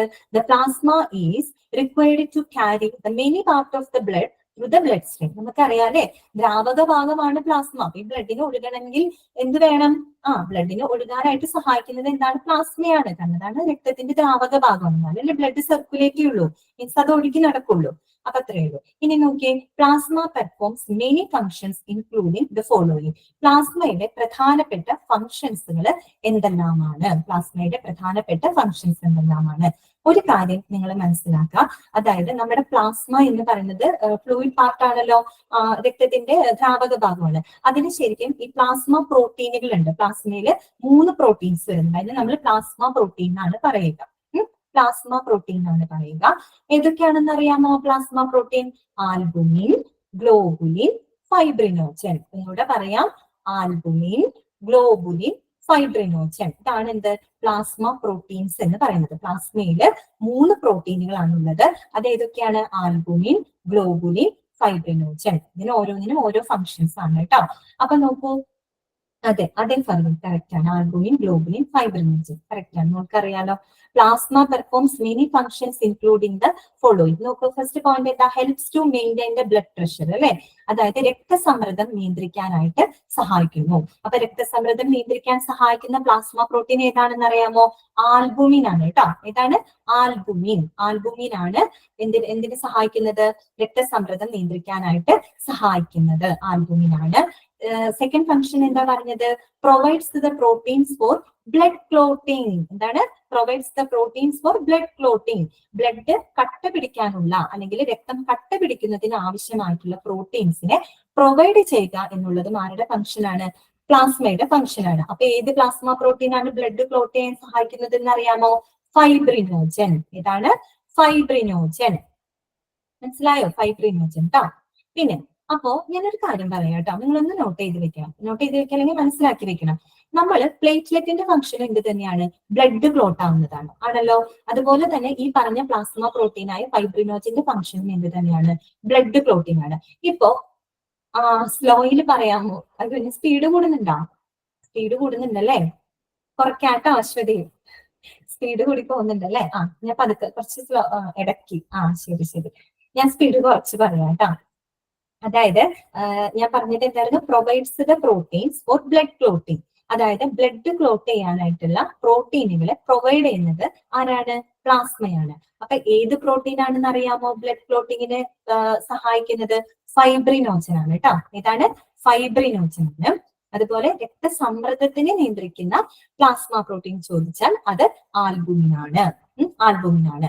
ആദ്യത്തെ നമ്മൾ പറഞ്ഞു helps to maintain the blood pressure ആണ്, അത് നമ്മൾ പറഞ്ഞു കഴിഞ്ഞു. രണ്ടാമത്തെ provides the proteins for blood clotting. ഞാൻ പറഞ്ഞു വന്നത് 2 ചോദ്യങ്ങളാണ്. ഇപ്പൊ നിങ്ങളോട് ചോദിക്കാണ് ബ്ലഡ് ക്ലോട്ട് ആവാനായിട്ട് സഹായിക്കുന്ന, ശ്രദ്ധിക്കണം കേട്ടോ, ബ്ലഡ് ക്ലോട്ട് ആവാനായിട്ട് സഹായിക്കുന്ന രക്തകോശം ഏതാണെന്ന് ചോദിക്കുകയാണെങ്കിൽ എന്റെ ചോദ്യം ശ്രദ്ധിക്കണം. ബ്ലഡ് ക്ലോട്ട് ആവാനായിട്ട് സഹായിക്കുന്ന ബ്ലഡ് സെല്ല് അഥവാ രക്തകോശം ഏതാണെന്ന് വെച്ചാൽ ഉത്തരം എന്ത് പറയണം? അത് പ്ലേറ്റ്ലെറ്റ് ആണ്. പ്ലാസ്മയല്ല സാധ്യത, പ്ലേറ്റ്ലെറ്റ് ആണ് കേട്ടോ. പ്ലേറ്റ്ലെറ്റ്. ചോദ്യം ശ്രദ്ധിച്ചേ. ഞാൻ എന്താ ചോദ്യം പറഞ്ഞത്? ബ്ലഡ് ക്ലോട്ട് ആവാനായിട്ട് സഹായിക്കുന്ന എന്താണ്? Blood cell. ബ്ലഡ് സെല്ല് രക്തകോശം എന്നാണ് ചോദിക്കുന്നതെങ്കിൽ ഉത്തരം പ്ലേറ്റ്ലെറ്റ് ആണ്. അതേസമയം ഇങ്ങനെ ചോദിക്കാണ് ബ്ലഡ് കട്ട പിടിക്കാനായിട്ട് സഹായിക്കുന്ന പ്ലാസ്മ പ്രോട്ടീൻ ഏതാണ്? ഞാൻ ചോദ്യം മാറ്റി പറഞ്ഞു. പ്ലാസ്മ പ്രോട്ടീൻ എന്നാണ് എടുത്തു ചോദിക്കുന്നതെങ്കിൽ ഉത്തരം എന്ത് പറയണം? ഫൈബ്രിനോജൻ എന്ന് പറയണം. ക്ലിയർ ആയല്ലോ? അപ്പൊ ചോദ്യം വായിച്ചു നോക്കിയിട്ട് വേണം ആൻസർ ചെയ്യാൻ. ചിലപ്പോൾ ചോദ്യത്തിൽ കാണാം ബ്ലഡ് ക്ലോട്ട് ചെയ്യാനായിട്ട് സഹായിക്കുന്ന എന്താ പറയുക ബ്ലഡ് സെൽ ഏതാണ്, എന്നിട്ട് ഓപ്ഷൻസിൽ ഉണ്ടാവും പ്ലേറ്റ്ലെറ്റ് ഉണ്ടാവും, ഈ പറഞ്ഞ ഫൈബ്രിനോജൻ ഉണ്ടാവും, മറ്റുള്ള പലതും ഉണ്ടാവും. അപ്പൊ നിങ്ങൾക്ക് കൺഫ്യൂഷൻ വരും, അയ്യോ ഇത് രണ്ടും സെയിം ഫംഗ്ഷൻ ആണല്ലോ. അപ്പൊ ചോദ്യം ശ്രദ്ധിക്കണം. ബ്ലഡ് സെല്ലാണ്, രക്തകോശമാണ് ചോദിക്കുന്നതെങ്കിൽ ഉത്തരം പ്ലേറ്റ്ലെറ്റ് ആയിരിക്കും. ഇനി ഇങ്ങനെയാണ് ചോദിക്കുന്നതെങ്കിൽ ബ്ലഡ് ക്ലോട്ട് ആവാൻ സഹായിക്കുന്ന പ്ലാസ്മ പ്രോട്ടീൻ ആണ് എടുത്ത് ചോദിക്കുന്നതെങ്കിൽ നിങ്ങൾ ആൻസർ ചെയ്യേണ്ടത് എന്താണ്? അത് ഫൈബ്രിനോജൻ ആണ്. ക്ലിയർ ആയല്ലോ? അപ്പൊ അത് കൺഫ്യൂഷൻ വരാണ്ടിരിക്കാൻ ഞാൻ പറഞ്ഞതാണ് കേട്ടോ. അങ്ങനെ വല്ല ക്വസ്റ്റ്യൻസ് വന്നിട്ട് ഈ പറഞ്ഞ ഏതെങ്കിലും ഒരെണ്ണാണ് ഉള്ളതെങ്കിൽ പ്രശ്നമില്ല. ഇപ്പൊ 2 എണ്ണമൊക്കെ ഓപ്ഷനിൽ വരുമ്പോൾ നിങ്ങൾക്ക് സംശയം വരാം. അങ്ങനെ ചിലപ്പോൾ നിങ്ങൾക്ക് വരില്ലായിരിക്കും, എന്നാലും ഞാൻ പറഞ്ഞു എന്ന് മാത്രം. അടുത്തത് എന്താണ്? Balance the level of sodium and potassium. അതായത് നമ്മുടെ മനുഷ്യ ശരീരത്തിലുള്ള സോഡിയത്തിന്റെയും പൊട്ടാസ്യത്തിന്റെയും ലെവല് ബാലൻസ് ചെയ്തു പോകണം. നമ്മുടെ എന്താ പറയാ മനുഷ്യ ശരീരം എന്ന് പറഞ്ഞാൽ ഭയങ്കര അത്ഭുതം പിടിച്ച ഒരു സംഭവമാണ് അല്ലെ. നമ്മുടെ ബോഡിക്കകത്ത് സോഡിയം പൊട്ടാസ്യം പമ്പ് ഉണ്ട്. പമ്പ് മീൻസ് സോഡിയം പൊട്ടാസ്യം ഒരു ഇതുണ്ട് നമുക്ക് ഉണ്ട്. അപ്പൊ ഈ പറഞ്ഞ സോഡിയത്തിന്റെയും പൊട്ടാസ്യത്തിന്റെയും അത്തരത്തിലുള്ള ലവണങ്ങളുടെ ലെവല് ബാലൻസ് ചെയ്ത് കൊണ്ടുപോകണം. അത് ആരുടെ ഫംഗ്ഷനാണ്? പ്ലാസ്മയുടെ ഫംഗ്ഷനാണ് കേട്ടോ. എന്താണ്? Balance the level of sodium and potassium. സോഡിയത്തിന്റെയും പൊട്ടാസ്യം ലവണങ്ങളുടെയും ലെവല് അല്ലെ, അതിന്റെ ആ ഒരു നില എന്ത് ചെയ്ത് പോകണം? ബാലൻസ് ചെയ്ത് പോകണം. അല്ലെങ്കിൽ ബാലൻസ് ചെയ്യുന്നത് ആരുടെ ഫംഗ്ഷനാണ്? അത് പ്ലാസ്മയുടെ ഫംഗ്ഷനാണ് കേട്ടോ. നമുക്കറിയാലേ, നമ്മൾ പലപ്പോഴും കേട്ടിട്ടുണ്ടാകും സോഡിയം കുറഞ്ഞു പോകുന്ന അവസ്ഥയൊക്കെ നമ്മൾ പറഞ്ഞു കേട്ടിട്ടുണ്ട്. ഈ സോഡിയം കുറഞ്ഞൊക്കെ പോയി കഴിഞ്ഞാല് ഭയങ്കര ഒരു വിഭ്രാന്തിയുടെ ഒരു അവസ്ഥയാണ് ശരിക്കും. മീൻസ് പിച്ചുണ്ടേയും പറയാ, ചില കോമാസ്റ്റ് ഓർമ്മക്കുറവൊക്കെ വരും. ഭയങ്കര ഒരു അവസ്ഥയാണ് സോഡിയം കുറഞ്ഞു പോവാന്ന് പറഞ്ഞാല്. അതുപോലെ മറ്റേ കോമ സ്റ്റേജിലൊക്കെ ആവാനുള്ള ഒരു ചാൻസ് ഉണ്ട്. സോഡിയം ഇപ്പൊ ഒന്ന് ആലോചിച്ച് നോക്കിയാൽ എന്ത് സാധനമാണെങ്കിലും അത് കൂടിയാലും പ്രശ്നമാണ്, കുറഞ്ഞാലും പ്രശ്നമാണ്. അതിന് കറക്റ്റ് ആയിട്ട് എന്ത് ചെയ്ത് പോകണം? ബാലൻസ് ചെയ്ത് പോകണം. ഇപ്പൊ മനുഷ്യ ശരീരത്തിന്റെ ഒരു കാര്യം ഒന്ന് ആലോചിച്ച് നോക്കിയാൽ ഒരു ചെറിയ വ്യത്യാസം വന്നാൽ തന്നെ വലിയ ചേഞ്ചസ് വരും അല്ലെ. അപ്പൊ അതിനെ ബാലൻസ് ചെയ്ത് കൊണ്ടുപോകുന്നത് ആരുടെ ഫംഗ്ഷനാണ്? പ്ലാസ്മയുടെ ഫംഗ്ഷനാണ്. അതുപോലെ തന്നെ ഒരു സാധനമാണ് പൊട്ടാസ്യം കേട്ടോ. പൊട്ടാസ്യത്തിന്റെ അളവ് കൂടിയാലും കുറഞ്ഞാലും പ്രശ്നമാണ്. കുറഞ്ഞു കഴിഞ്ഞാൽ ഈ ഹൈപ്പോകലേമിയ എന്നൊക്കെ പറഞ്ഞിട്ടൊരു സംഭവം ഉണ്ട്. പൊട്ടാസ്യം കുറഞ്ഞു പോകും. അത് കുറഞ്ഞു പോയി കഴിഞ്ഞാല് കാർഡിയാക് അറസ്റ്റ് ഒക്കെ വരും. ചിലപ്പോൾ പെട്ടെന്ന് അറ്റാക്ക് ഒക്കെ വരാനുള്ള സാധ്യതയുണ്ട്. അപ്പോ അത് വളരെയധികം ശ്രദ്ധിക്കണം. കാരണം എനിക്ക് വന്നിട്ടുണ്ട്, അതുകൊണ്ടാണ് ഞാൻ പറഞ്ഞത് കേട്ടോ. പൊട്ടാസ്യത്തിന്റെ അളവ് കുറഞ്ഞു പോയിട്ടുണ്ട്. എന്നിട്ട് അവസാനം ഡോക്ടർ എനിക്ക് പൊട്ടാസ്യത്തിന്റെ സിറപ്പ് തന്നു. അത് ഡയറക്റ്റ് നമുക്ക് ഇൻടേക്ക് ചെയ്യാൻ പാടില്ല, വളരെ ഡൈല്യൂട്ട് ചെയ്തിട്ട് വേണം അത് കഴിക്കാൻ. അപ്പൊ പൊട്ടാസ്യം ഒക്കെ നല്ലോണം ഉണ്ടാകാനായിട്ട് ആ ടൈമിൽ ഇത് നേന്ത്രപ്പഴമൊക്കെ കഴിക്കും കേട്ടോ. നേന്ത്രപ്പഴമൊക്കെ കഴിക്കണം, നല്ലതാണ്. നന്നായിട്ട് ഭക്ഷണം കഴിക്കാം, അത്ര തന്നെ ചെയ്യാൻ പറ്റുള്ളൂ. എന്നോട് ചോദിച്ചത് അങ്ങനെയാണ്, ഭക്ഷണം കഴിക്കാറില്ല എന്നാണ് എന്നോട് ചോദിച്ചത്. ഓക്കെ, പൊട്ടാസ്യം കുറഞ്ഞു പോയിട്ടുണ്ട് എനിക്ക്, ഭയങ്കരമായിട്ടല്ല കുറഞ്ഞു പോകുന്നത് വളരെ. അപ്പൊ ഞാൻ അതിനെ കുറിച്ച് ചോദിച്ചപ്പോൾ ഡോക്ടർ ഇങ്ങനെ പറഞ്ഞതാണ് പൊട്ടാസ്യം ഒക്കെ പെട്ടെന്ന് കുറഞ്ഞു പോവുകയാണെങ്കിൽ നമുക്ക് കാർഡിയാക് അറസ്റ്റ് അല്ലെങ്കിൽ അറ്റാക്ക് ഒക്കെ വരാനുള്ള സാധ്യത ഉണ്ട്. കൂടിയാലും പ്രശ്നമാണ്. അപ്പൊ ഈ പറഞ്ഞ എല്ലാ ലവണങ്ങളും കറക്റ്റ് ആയിട്ട് എന്ത് ചെയ്ത് പോകണം? ലെവൽ ചെയ്ത് പോകണം. അത് ആരുടെ ഫംഗ്ഷനാണ്? പ്ലാസ്മയുടെ ഫംഗ്ഷനാണ്. ടെൻഡർ കോക്കനട്ട് വാട്ടർ ആണോ? കരിക്കും വെള്ളം കുടിക്കണം. ഓക്കെ ഓക്കെ, ശരി, പറഞ്ഞു തന്നെ നന്നായി, ഒന്ന് ശ്രദ്ധിക്കാനും. അപ്പൊ നമ്മള് 4 ഇനി അടുത്തത് ഏതാണ്? നോക്കിക്കോട്ടോ. ക്രയോ പ്രസിപ്പിറ്റേറ്റ് AHF അഥവാ ക്രയോ പ്രസിപ്പിറ്റേറ്റ്. AHFന്റെ ഫുൾ ഫോം നോക്കിയേ, ആന്റി ഹീമോഫിലിക് ഫാക്ടർ കേട്ടോ. ഇതാണ് ആന്റി ഹീമോഫിലിക് ഫാക്ടർ. എന്താണ് അതെന്താന്ന് പറയുന്നു നോക്കിയേ. the portion of the plasma that contains clotting factors that help to control bleeding. എന്താണ് ക്രയോപ്രസിപ്പിറ്റേറ്റ് AHF എന്ന് പറയുന്നത്? അതായത് പ്ലാസ്മയുടെ തന്നെ ഒരു ഭാഗമാണത്. പ്ലാസ്മയുടെ തന്നെ ഒരു ഭാഗമാണ്. എന്തിനാണ് അത് സാധിക്കുന്നത്? That contains the clotting factors. Clotting factor ഏതാ? പ്ലാസ്മയിലെ ഫൈബ്രിനോജൻ. ഓക്കെ, ഫൈബ്രിനോജനെ സപ്ലൈ ചെയ്യുന്ന ഫാക്ടർ ആണ് എന്ത്? അതിനകത്തുള്ള ഒരു ഫാക്ടറാണ് ക്രയോപ്രസിപ്പിറ്റേറ്റ് AHF അഥവാ ക്രയോപ്രസിപ്പിറ്റേറ്റ് ആന്റി ഹീമോഫിലിക് ഫാക്ടർ എന്ന് പറയുന്നത് കേട്ടോ. അത് that help to control bleeding control ചെയ്യാനായിട്ട് അത് സഹായിക്കും. മനസ്സിലായോ? നിങ്ങൾ ഹീമോഫീലിയ എന്ന് പറയുന്ന അസുഖത്തെ കുറിച്ച് ചിലപ്പോൾ കേട്ടിട്ടുണ്ടാവും അല്ലെ? കേട്ടിട്ടുണ്ടാവല്ലോ. ബ്ലഡ് കട്ട പിടിക്കാത്തൊരവസ്ഥ. ഇത്തരം ഹീമോഫീലിയ പേഷ്യൻസിൽ എന്തുണ്ടാവില്ല? ഈ ഉണ്ടാവില്ല എന്നല്ല, ഡെഫിഷ്യന്റ് ആയിരിക്കും, കുറവായിരിക്കും. ക്രയോപ്രസിപ്പിറ്റേറ്റ് AHF കുറവായിരിക്കും. അത് കുറയുമ്പോൾ എന്ത് ചെയ്യാൻ പറ്റില്ല? അതിന് ഫൈബ്രിനോജനെ സപ്ലൈ ചെയ്യാനായിട്ട് പറ്റില്ല.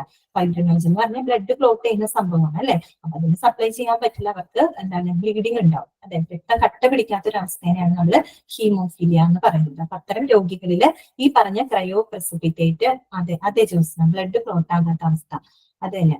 അപ്പൊ അത് ആ ഒരു ഫാക്ടറിനെയാണ് നമ്മൾ ക്രയോപ്രസിപ്പിറ്റേറ്റ് AHF എന്ന് പറയുന്നത്.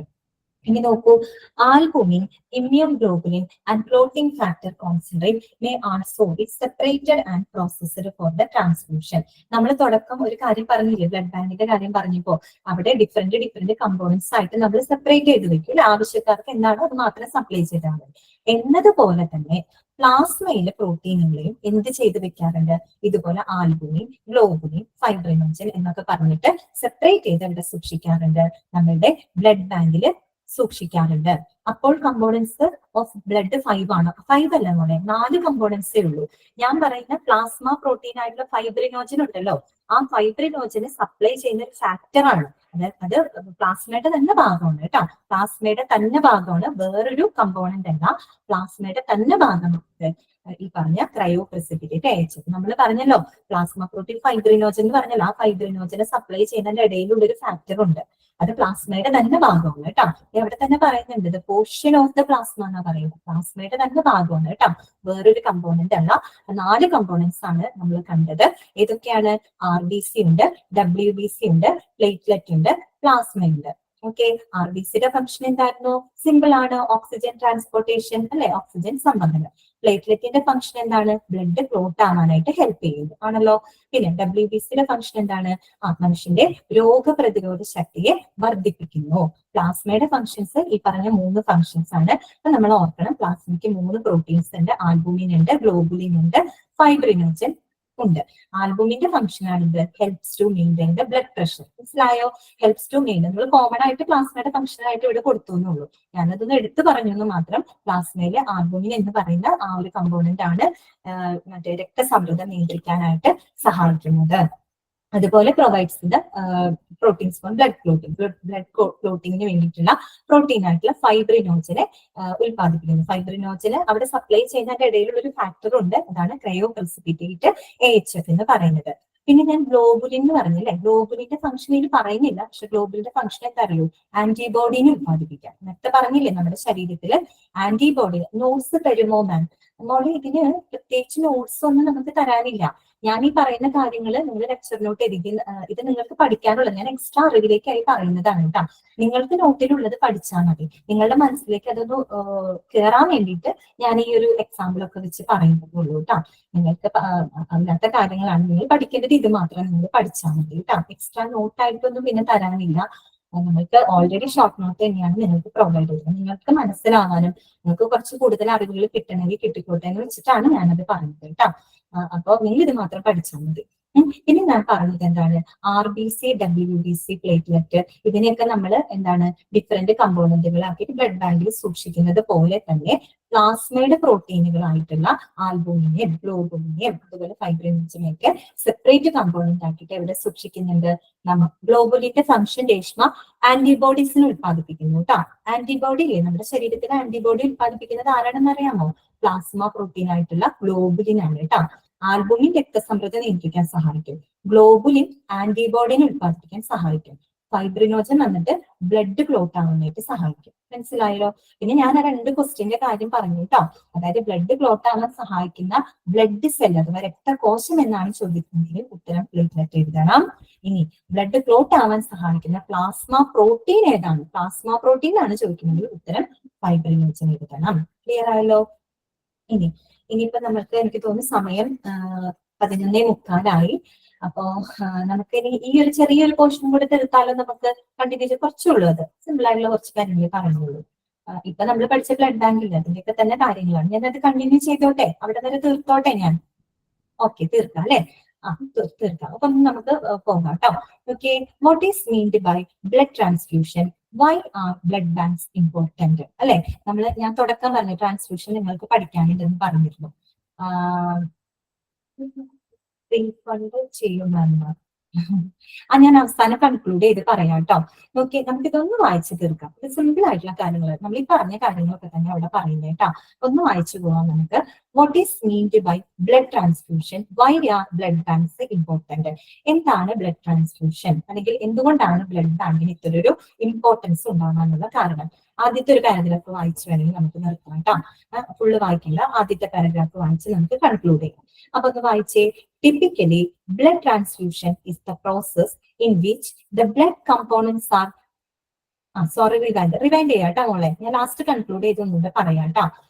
Typically, blood transfusion is the process in which the blood components are transferred from one person, that means donor, into the bloodstream of another person, recipient. നിങ്ങൾ ഓൾറെഡി പഠിച്ച കാര്യമാണ്, നമ്മൾ നേരത്തെ പറഞ്ഞു അല്ലെ.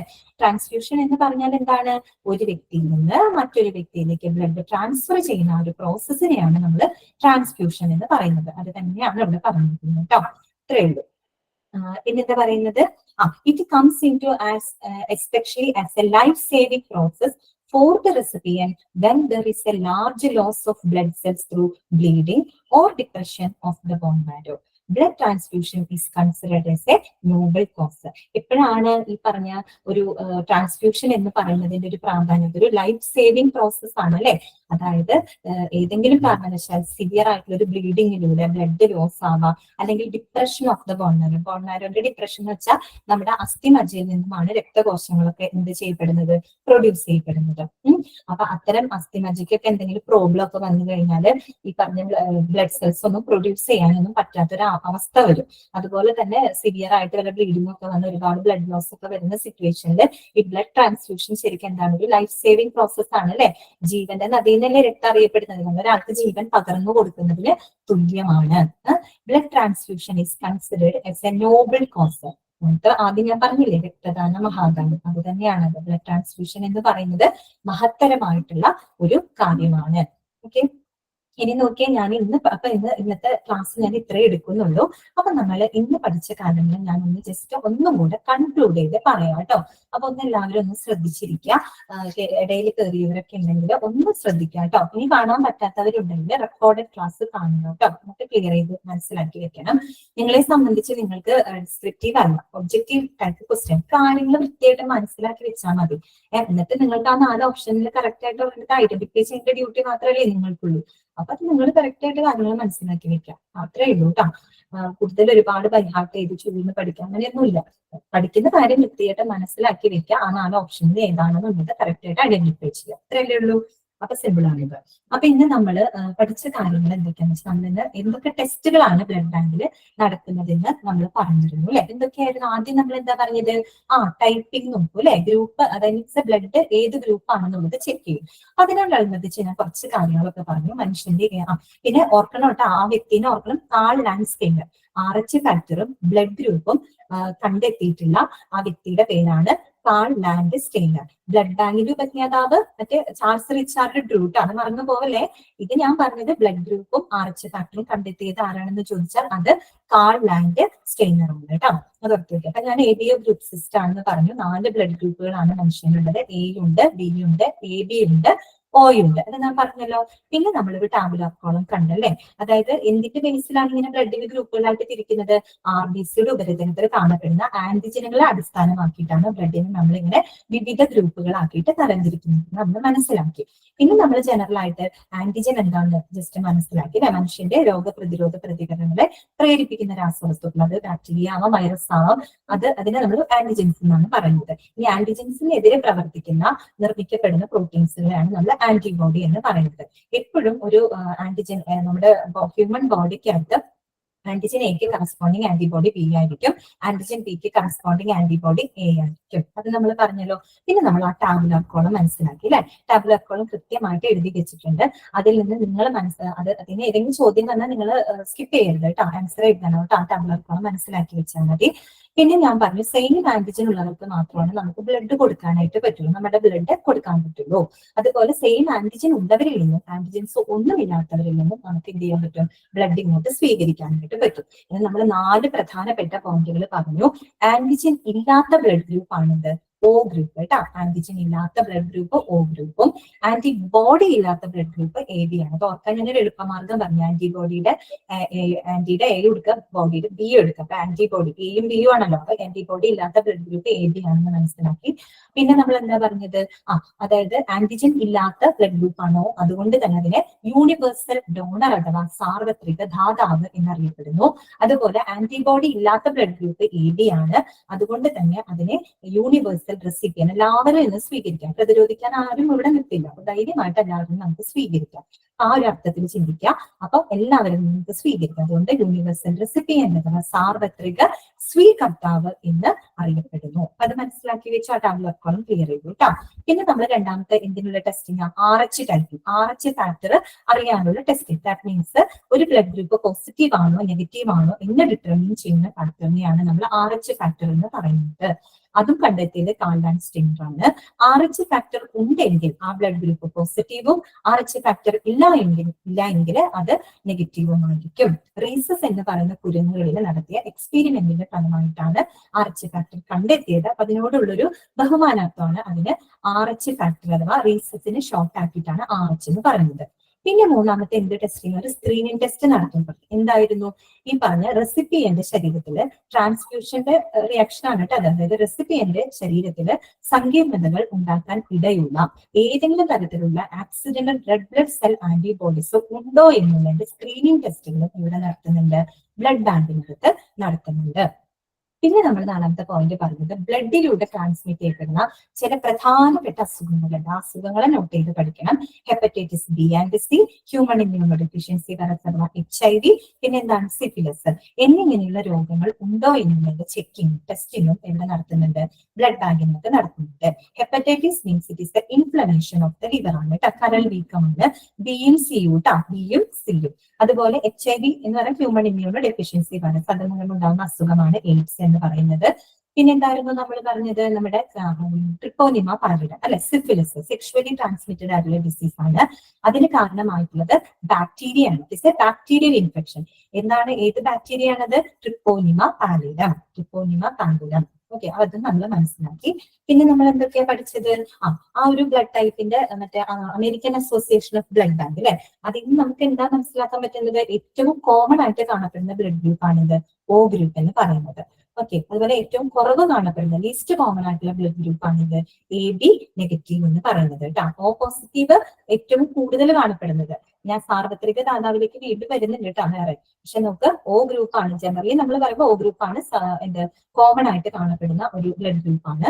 അതുപോലെ ഏറ്റവും റയർ ആയിട്ട് കാണപ്പെടുന്നത് AB നെഗറ്റീവ് ആണ്. പിന്നെ നമ്മൾ എന്താ പഠിച്ചത്? ബ്ലഡിലെ ഡിഫറെന്റ് കമ്പോണൻസുകൾ നമ്മൾ മനസ്സിലാക്കി. 4 കമ്പോണന്റ് ഉണ്ട്. ഏതൊക്കെയാണ്? RBC, WBC, platelet, plasma. RBCയുടെ ഫംഗ്ഷൻ ഓക്സിജൻ ട്രാൻസ്പോർട്ടേഷൻ ആൻഡ് WBCയുടെ ഫംഗ്ഷൻ എന്താണ്? ഇമ്മ്യൂണിറ്റി. പിന്നെ പ്ലേറ്റ്ലെറ്റിന്റെ ഫംഗ്ഷൻ എന്താണ്? ബ്ലഡ് ക്ലോട്ട് ആവാനായിട്ട് സഹായിക്കുന്നു. പ്ലാസ്മ എന്ന് പറയുന്നത് രക്തത്തിലെ ദ്രാവക ഭാഗമാണ്. അപ്പൊ പ്ലാസ്മയ്ക്ക് അകത്ത് 3 പ്രോട്ടീൻസ് ഉണ്ടെന്ന് ഞാൻ പറഞ്ഞു. അത് ആൽബുമിനും ഗ്ലോബുലിനും അതുപോലെ ഫൈബ്രിനോജനും ആണ്. ആൽബുമിൻ രക്തസമ്മർദ്ദം നിയന്ത്രിക്കാനായിട്ട് സഹായിക്കുന്നു. അതാണ് ആദ്യത്തെ പോയിന്റ് ആയിട്ട് അവിടെ കൊടുത്തത്. Helps to maintain the blood pressure. Component albumin ആണെന്ന് മനസ്സിലാക്കി വെക്കുക. പിന്നെന്താണ്? ബ്ലഡ് ക്ലോട്ട് ചെയ്യാനുള്ള ഫൈബ്രിനോജൻ പ്ലാസ്മയ്ക്ക് അകത്തുണ്ട്. അതുപോലെ തന്നെ നമ്മുടെ ശരീരത്തിലെ സോഡിയം പൊട്ടാസ്യം നില ലെവൽ ചെയ്യുന്നത്, ബാലൻസ് ചെയ്യാനുള്ള ഒരു ഫംഗ്ഷനും പ്ലാസ്മയ്ക്ക് ഉണ്ട്. ഇനി നമ്മൾ എക്സ്ട്രാ ഒരു പറഞ്ഞതാണ് ക്രയോ പ്രസിപ്പിറ്റേറ്റ് AHF. അത് പുതിയൊരു കമ്പോണന്റ് ഒന്നും അല്ലാട്ടോ, അത് പ്ലാസ്മയുടെ തന്നെ ഭാഗമാണ്. പ്ലാസ്മയ്ക്കകത്ത് തന്നെ കാണപ്പെടുന്ന ഒരു ഫാക്ടറാണ് anti haemophilic factor cryoprecipitate AHF. അതാണ് ആര് സപ്ലൈ ചെയ്യുന്നത്? ഫൈബ്രിനോജനെ സപ്ലൈ ചെയ്യുന്നത്. ഇത് നമ്മൾ പറഞ്ഞു, ഈ പറഞ്ഞോണം ആൽബുമിൻ ആയിക്കോട്ടെ, ഗ്ലോബുലിൻ ആയിക്കോട്ടെ, ഫൈബ്രിനോജൻ ആയിക്കോട്ടെ, ഈ പറഞ്ഞ 3 ഫാക്ടറിനെ, അതായത് പ്ലാസ്മ പ്രോട്ടീൻസിനെയും എന്ത് ചെയ്യുന്നുണ്ട്? സെപ്പറേറ്റ് ചെയ്ത് നമ്മൾ ബ്ലഡ് ബാങ്കിനകത്ത് സൂക്ഷിക്കുന്നുണ്ട്. മറ്റേത് ബ്ലഡിലെ ജനറൽ കമ്പോണൻസിനെ സെപ്പറേറ്റ് ചെയ്യുന്നുള്ളത് നമുക്കറിയാം. പക്ഷെ അതുകൂടാണ്ട് പ്ലാസ്മയിലെ പ്രോട്ടീൻസിനെ സെപ്പറേറ്റ് ചെയ്ത് ഇവിടെ സൂക്ഷിക്കുന്നുണ്ട്, ബ്ലഡ് ബാങ്കിനകത്ത് സൂക്ഷിക്കുന്നുണ്ട്. ഇത് നമ്മൾ കണ്ട് എന്താണ് ബ്ലഡ് ട്രാൻസ്ഫ്യൂഷൻ? നമ്മൾ ഓൾറെഡി അറിയാവുന്ന കാര്യമാണ് അല്ലെ. It is the process of transferring the blood components from one person to another person. Okay, ഒരു വ്യക്തിയിൽ നിന്ന് മറ്റൊരു വ്യക്തിയിലേക്ക് ബ്ലഡ് ട്രാൻസ്ഫർ ചെയ്യുന്ന ആ ഒരു പ്രോസസ്സിനെയാണ് നമ്മൾ എന്ത് പറയുന്നത്? ബ്ലഡ് ട്രാൻസ്ഫ്യൂഷൻ എന്നതുകൊണ്ട് അർത്ഥമാക്കുന്നത്. പിന്നെ നമ്മൾ മനസ്സിലാക്കി ബ്ലഡ് ട്രാൻസ്ഫ്യൂഷൻ എന്ന് പറയുന്നത് ഒരു ലൈഫ് സേവിംഗ് ആയിട്ടുള്ള ഒരു പ്രോസസ് ആണ് അല്ലെ. ലൈഫ് സേവിംഗ് പ്രോസസ് ആണ്. കാരണം സിവിയർ ആയിട്ടുള്ള ബ്ലീഡിങ്ങിലൂടെയോ അല്ലെങ്കിൽ മറ്റേതെങ്കിലും ബ്ലഡ്, നമുക്കറിയാം നമ്മുടെ അസ്ഥിമജ്ജയാണ്, ബോൺ മാരോ ആണ് എന്ത് ചെയ്യുന്നത്? നമ്മുടെ ബ്ലഡ് സെൽസിനെയൊക്കെ പ്രൊഡ്യൂസ് ചെയ്യുന്നത്. അപ്പൊ അതിനൊക്കെ എന്തെങ്കിലും ഇഷ്യൂസ് വന്നു കഴിഞ്ഞു കഴിഞ്ഞാല് ഈ പറഞ്ഞ ബ്ലഡിന്റെ കംപ്ലൈൻസ് ഒക്കെ വന്നു കഴിഞ്ഞാൽ അത്തരം വ്യക്തികളെ രക്ഷിക്കണമെങ്കിൽ നമുക്ക് ട്രാൻസ്ഫ്യൂഷൻ ആവശ്യമായിട്ട് വരും. ട്രാൻസ്ഫ്യൂഷൻ ഏതൊക്കെ സിറ്റുവേഷനിൽ എവിടെയൊക്കെ ആവശ്യം വരുന്നതെന്ന് നമ്മൾ ഇനിയും അടുത്ത പേജസിലൊക്കെ നമ്മൾ കാണുന്നുണ്ട് കേട്ടോ. പിന്നെ ഞാൻ ഒരു കാര്യം ഏതായാലും ക്ലിയർ ആയോ നിങ്ങൾക്ക്? ഞാൻ ഈ പറഞ്ഞ കാര്യങ്ങളൊക്കെ ക്ലിയർ ആണോ? ഞാനൊന്ന് അൺമ്യൂട്ട് ചെയ്യാം കേട്ടോ. അൺമ്യൂട്ട് ചെയ്യാം. ഒരു 5 മിനിറ്റ്സും കൂടെ നമുക്കുണ്ട് അൺമ്യൂട്ട് ചെയ്യാൻ. എന്തെങ്കിലും ഉണ്ടെങ്കിൽ ചോദിച്ചു കേട്ടോ. അൺമ്യൂട്ട് ചെയ്തിട്ടുണ്ട്.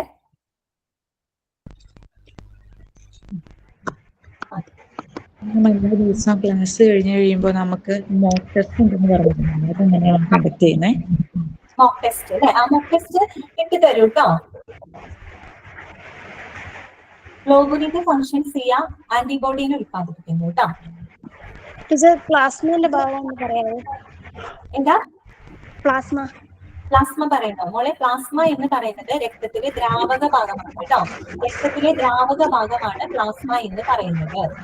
പ്ലാസ്മയുടെ ഫംഗ്ഷൻ എന്ന് പറഞ്ഞിട്ടുള്ളത് രക്തസമ്മർദ്ദം നിയന്ത്രിക്കാനും അതോടൊപ്പം തന്നെ ബ്ലഡ് ഫ്ലോയ്ക്ക് ആവശ്യമായിട്ടുള്ള ഫാക്ടർ, അതുപോലെ സോഡിയം പൊട്ടാസ്യം ലെവല് മാം.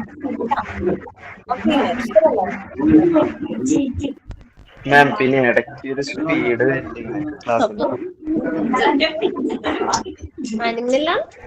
ചോദിക്കുന്ന ആള് മാത്രമാണ് അൺമ്യൂട്ട് ചെയ്ത് സംസാരിക്കുന്നത്. ബാക്കി എല്ലാവരും മ്യൂട്ട് ചെയ്ത് വെക്കണം. അപ്പൊ എനിക്കും കേൾക്കാൻ പറ്റില്ല. അത് ചോദിച്ചത് അക്ഷയാണോ ചോദിച്ചേ? എന്ത് ചോദിച്ചില്ല എന്നോട്? ഇടയ്ക്ക് സ്പീഡ് കൂടുന്നെന്ന് പറയും. സ്പീഡ് കൂടുന്നുണ്ടെന്ന് അല്ലേ? അപ്പൊ ഫോളോ ചെയ്യാൻ ബുദ്ധിമുട്ട് വന്നായിരുന്നോ? അല്ല, ഇടയ്ക്കാണോ എനിക്ക് തോന്നുന്നത്. ഇടയ്ക്ക് ഇങ്ങനെ പിന്നെ അതുപോലെ കുഴപ്പമില്ല.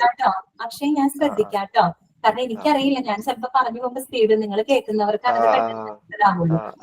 സൗണ്ട് അങ്ങനെ ഒന്നുമില്ലല്ലോ. അതാ ഞാൻ ശ്രദ്ധിക്കാട്ടോ. എക്സാം എങ്ങനെ വരുന്നു? എക്സാം ഉള്ള ഒബ്ജക്റ്റീവ് ആണ് കേട്ടോ. ഒബ്ജക്റ്റീവ് ടൈപ്പ് ക്വസ്റ്റ്യൻസ് ആണ് കേട്ടോ. ഓൺലൈൻ ആയിട്ടാണ്? എന്തോ നേരിട്ട് വന്നിട്ടാണ് അതോ ഓൺലൈനിൽ തന്നെയാണ്? അത് എനിക്കറിയില്ല. അതിനെ കുറിച്ച് ഞാൻ ചോദിച്ചിട്ട് പറയാം കേട്ടോ. ഓഫീസിൽ ഞാൻ ചോദിച്ചിട്ട് ഞാൻ പറഞ്ഞുതരാം കേട്ടോ. ഡയറക്റ്റ് അന്വേഷിച്ചിട്ട് കൂടുതൽ ഡീറ്റെയിൽസ് ഞാൻ വാങ്ങിച്ചിട്ട് പറഞ്ഞുതരാം, ക്ലിയർ ആയിട്ട് പറഞ്ഞുതരാം കേട്ടോ. നിങ്ങൾ ഓറിയന്റേഷൻ ക്ലാസ് കേട്ടിരുന്നോ? നിഷ മാഡത്തിന്റെ ഓറിയന്റേഷൻ ക്ലാസ് ഈ കോഴ്സ് തുടങ്ങുന്നതിനേക്കാൾ മുമ്പ് കുറെ കാര്യങ്ങൾ മാഡം പറയുന്നുണ്ട് കേട്ടോ. ടെക്സ്റ്റിനെ കുറിച്ച് നിങ്ങളുടെ മോഡൽ ക്വസ്റ്റ്യൻ പേപ്പർ കാണിക്കോ? മോഡൽ ക്വസ്റ്റ്യൻ പേപ്പർ നിങ്ങൾക്ക് മോക്ക് ടെസ്റ്റുകൾ തരുന്നുണ്ട് ഇപ്പൊ കേട്ടോ. മോക്ക് ടെസ്റ്റ് നമ്മളുടെ കോഴ്സ് കഴിയാറാകുമ്പോൾ നമ്മൾ മോഡലൊക്കെ ഇടും. അതല്ലാണ്ട് നമ്മൾ ഡെയിലി നമ്മൾ പഠിച്ചു പോകുന്നതിന് ആസ്പദമാക്കിയിട്ടൊക്കെ നിങ്ങൾക്ക് മോക്ക് ടെസ്റ്റ് വരും കേട്ടോ. മോക്ക് ടെസ്റ്റ് വരും, പേടിക്കൊന്നും വേണ്ട. എല്ലാം കറക്റ്റ് ആയിട്ട് പഠിച്ചു പോയാൽ മതി. എന്താണ്? കണ്ടക്ട് ചെയ്തിട്ടില്ലല്ലോ. അയ്യോ, എനിക്ക് ക്ലിയർ ആവണില്ലല്ലോ. ഒന്നുകൂടെ ചോദിച്ചേ. ഒബ്ജക്റ്റീവ് ആയിരിക്കും മോഡൽ? ഒബ്ജക്റ്റീവ് ആണ്. ഒബ്ജക്റ്റീവ് ടൈപ്പ് തന്നെയാണ് മോക്ക് ടെസ്റ്റും. ഒബ്ജക്റ്റീവ് ടൈപ്പ് തന്നെയാണ് നിങ്ങളുടെ എക്സാം. ഒബ്ജക്റ്റീവ് ടൈപ്പ് ക്വസ്റ്റ്യൻ ആണ് കേട്ടോ. ഡിസ്ക്രിപ്റ്റീവ് ഒന്നുമല്ല, ഞാൻ പറഞ്ഞില്ലേ. അത് പ്രാക്ടീസ് ചെയ്യാൻ നിങ്ങൾ മോക്ക് ടെസ്റ്റുകൾ പ്രാക്ടീസ് ചെയ്ത് നോക്കാം. ആ സമയമാകുമ്പോഴേക്കും നിങ്ങൾക്ക് ഈസി ആയിരിക്കും കേട്ടോ. നമ്മൾ പഠിക്കുക മാത്രമല്ല ടെക്സ്റ്റുകളും നമ്മൾ പ്രാക്ടീസ് ചെയ്ത് നോക്കണം. എന്നാലാണ് നമുക്ക് ഇടാനായിട്ട് പറ്റുള്ളൂ കേട്ടോ, ക്ലിയർ ചെയ്യാനായിട്ട് പറ്റുള്ളൂ. കഴിഞ്ഞ ക്ലാസ്സുകളിൽ മോക്ക് ടെസ്റ്റ് നടത്തിയിരുന്നില്ലല്ലോ മിസ്സേ? ഉണ്ടല്ലോ, മോക്ക് ടെസ്റ്റ് കൊടുത്തിട്ടുണ്ടല്ലോ. നോക്കിയാൽ മതി കേട്ടോ. പിന്നെ ആരോ വേറെ ബാച്ചാന്ന് എന്നോട് ചോദിച്ചേ, ഇപ്പൊ നാളെ എടുക്കുന്ന ഈ ക്ലാസ് ഉണ്ടല്ലോ, അതിന്റെ റെക്കോർഡഡ് ക്ലാസ് നാളെ ഉച്ചയ്ക്ക് 12 മണിക്ക് ശേഷം നിങ്ങൾക്ക് കിട്ടും കേട്ടോ. അങ്ങനെയാണ് അതിന്റെ ഒരു രീതി. പിന്നെ നാളത്തെ ക്ലാസ് ആരുടെയാണ് ചോദിച്ചത്? മിൽഡ്രോസ് മിസ്സിന്റെ ക്ലാസ് ആണ് കേട്ടോ നാളെ. മിൽഡ്രോസ് മിസ്സിന്റെ ക്ലാസ് ആണ് നാളെ ഞാൻ ഉണ്ടാവില്ല. പിന്നെ ഞാൻ നെക്സ്റ്റ് ഇനി ബുധനാഴ്ചയാണ് നമ്മൾ ഇനി മീറ്റ് ചെയ്യാം കേട്ടോ. Classroom, Google classroom ആപ്പിലാണോ മിസ്സേ മോക്ക് ടെസ്റ്റ് ഇടുന്നത്? അതെ അതെ, ഞാൻ ചോദിച്ചിട്ട് പറയാം കേട്ടോ. എന്തെങ്കിലും അങ്ങനത്തെ ഡൗട്ട്സ് ഓഫീസിലേക്ക് ചോദിച്ചോളൂ, ഞാൻ അവരോട് പറഞ്ഞിട്ടുണ്ട് കേട്ടോ. പറഞ്ഞിട്ടുണ്ട്. കഴിഞ്ഞ ക്ലാസ്സുകളിലെ മോക്ക് ടെസ്റ്റ് കിട്ടിയില്ലല്ലോ മാം. കിട്ടിയില്ലേ? ക്ലാസ് റൂമിലുണ്ടായിരുന്നു. ക്ലാസ് റൂമിലുണ്ടായിരുന്നു. റൂമിൽ നോക്കണം കേട്ടോ, ഗൂഗിൾ ക്ലാസ് റൂമിനകത്ത് കയറി നോക്കണം കേട്ടോ. കുറെ പേര് എന്താണ് ഗൂഗിൾ ക്ലാസ് റൂമിലുണ്ട് മോക്ക് ടെസ്റ്റ്. ആ ഓക്കെ എന്നല്ല മാം RH ഫാക്ടർ ഒന്നുകൂടെ പറയാം. RH ഫാക്ടർ ഉണ്ടെങ്കിൽ പോസിറ്റീവ് ആണ്. അതാണ് അത്രയുള്ളൂ. RH ഫാക്ടർ ഉണ്ടെങ്കിൽ അത് പോസിറ്റീവ് ആയിരിക്കും, RH ഫാക്ടർ ഇല്ല എങ്കിൽ നെഗറ്റീവ് ആയിരിക്കും കേട്ടോ. അത് നമുക്ക് പാരമ്പര്യമായിട്ട് കിട്ടുന്നതാണ്. മാം ഇത്രയും എടുക്കുന്ന ഈ ചാപ്റ്റർ എല്ലാം പ്രിന്റ് എടുക്കണം. അത് ആ മോളെ പ്രിന്റ് എടുക്കണം. ഞാൻ പറഞ്ഞില്ലേ കഴിഞ്ഞ ക്ലാസ്സില് 35 ചാപ്റ്റേഴ്സ് വരുന്നുണ്ട്. അത് നിങ്ങൾ പ്രിന്റ് ചെയ്ത് സ്പൈറൽ ചെയ്ത് വെക്കണം. കാര്യം നമ്മൾ ഓർഡറിലായിരിക്കില്ല നമ്മൾ പോകുന്നത് കേട്ടോ. പക്ഷെ നിങ്ങൾ ഹെഡിങ് നോക്കിയാൽ മതി. നിങ്ങൾ ലാസ്റ്റ് നോക്കാം. 35 ചാപ്റ്റേഴ്സ് ഞങ്ങൾ ഷെയർ ചെയ്ത് ആണ് എടുക്കുന്നത്. ഞാനും മിസ്സും കൂടി ഷെയർ ചെയ്തിട്ടാണ് എടുക്കണേ. അപ്പം അത് കവർ ചെയ്യുന്നുണ്ടോ എന്നുള്ളത് നിങ്ങൾ നോക്കണം, അറിയണം കേട്ടോ. അപ്പൊ അതിനാണ് ഞാൻ പറഞ്ഞത് കേട്ടോ. പിന്നെ മാത്രമല്ല, ഞാൻ ക്ലാസ് എടുക്കുന്ന സമയത്ത് നോട്ട്സ് ഇല്ലെങ്കിൽ നിങ്ങൾക്ക് ബുദ്ധിമുട്ടാവില്ലേ? അതുകൊണ്ടാണ് ഞാൻ എടുത്തു വെക്കാറ്. ഞാൻ മുൻകൂട്ടി അറിയിക്കാം കേട്ടോ. ഞാൻ എടുക്കാൻ പോകുന്നത് ഏതാണെന്നുള്ളത് പറയാം. അത് എടുത്തു വെക്കാം. മൊത്തത്തിൽ എടുത്ത് വെച്ചിട്ടില്ലെങ്കിൽ അത് മാത്രമെങ്കിലും എടുത്തു വെച്ചോളൂ. പക്ഷെ എടുക്കണം കേട്ടോ, എല്ലാം എടുത്ത് വെക്കണം. എന്താണ് അശ്വിൻ? ക്ലാസ് റൂം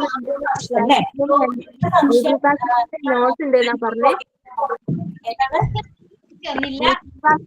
നോട്ട്സ് ഉണ്ട് എന്നാണോ പറഞ്ഞത്? മോളെ ക്ലിയർ ആവണില്ല മാം. ഗൂഗിൾ ക്ലാസ് റൂമില് നോട്ട്സ് ഉണ്ട് എന്നാണോ പറഞ്ഞത്? നോട്ട്സ് അല്ല മോക്ക് ടെസ്റ്റ് ഇട്ട് തരും കേട്ടോ. നമ്മൾ അഡീഷണൽ ആയിട്ട് വേറെ നോട്ട്സ് കൊടുക്കുന്നില്ല മോളെ. നമ്മൾ ക്ലാസ്സിൽ എടുക്കുമ്പോൾ ഞാൻ എക്സ്ട്രാ പറഞ്ഞു തരില്ലേ, എഴുതി വെച്ചോ, നോട്ട് എഴുതി വെച്ചോ എന്ന് പറയുന്ന കാര്യങ്ങൾ നിങ്ങൾ എഴുതിയെടുക്കുക. അത്രേ ഉള്ളൂ കേട്ടോ. അതിൽ കൊടുക്കാൻ ഓൾറെഡി നിങ്ങൾക്ക് തരുന്നത് തന്നെ ഷോർട്ട് നോട്ട് ആയിട്ട് തന്നെയാണ് പ്രൊവൈഡ് ചെയ്തത്. ഇപ്പൊ 2 നോട്ടാ വാങ്ങേണ്ടത് ശരിക്കും? നോട്ട് എന്ന് പറഞ്ഞു കഴിഞ്ഞാല് ഞാൻ 2 നോട്ട് എന്ന് പറഞ്ഞ് നിങ്ങള് പേര് എഴുതി വെച്ചാലും മതി. ഞാൻ എടുക്കുന്ന പോലെ പേര് എഴുതി വെച്ചാൽ മതി. മറ്റേ ആവുമ്പോ മിൽഡോസിന്റെ പേര് എഴുതി വെച്ചാൽ നിങ്ങൾക്ക് അറിഞ്ഞാൽ മതി. നിങ്ങളുടെ ചാപ്റ്റേഴ്സ് ആരൊക്കെ. ഞാൻ 2 നോട്ട്ബുക്ക് ഒക്കെ കീപ്പ് ചെയ്യാൻ പറഞ്ഞെന്ന് പറഞ്ഞാൽ ഒന്നാം മിസ്സിന് പറഞ്ഞാൽ എനിക്കുള്ള അർത്ഥത്തിലാണ്. നിങ്ങൾക്ക് എന്റെ പേര് എഴുതി വെച്ചാൽ മതി. പേര് കറക്റ്റ് ആയിട്ട് എഴുതി ചിന്ന മിസ് എടുത്തതാണെന്ന് നമുക്ക് അറിയാലോ. ഓക്കെ അല്ല? പിന്നത്തെ ക്ലാസ് വൈൻഡപ്പ് ചെയ്യാണ് കേട്ടോ. അപ്പൊ നാളെ മിൽഡോസ് മിസ്സിന്റെ ക്ലാസ് ആയിരിക്കും.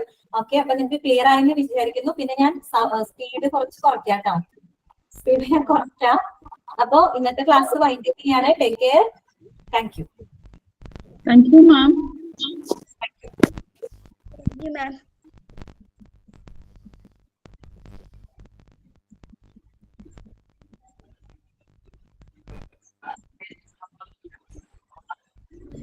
മാമിന്റെ പേര് എന്താ പറഞ്ഞേ? വന്ദന.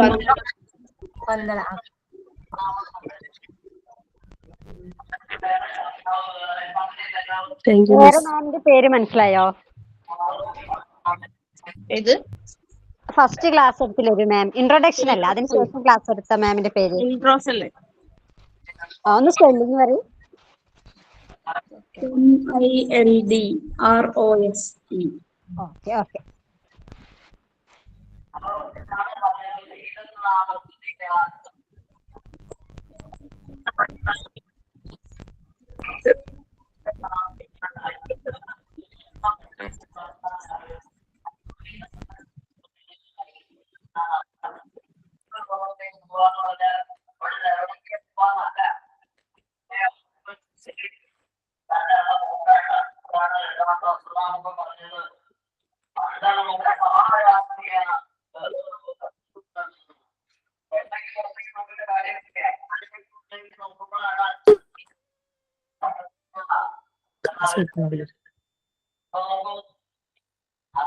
ക്ലാസ് കട്ടായി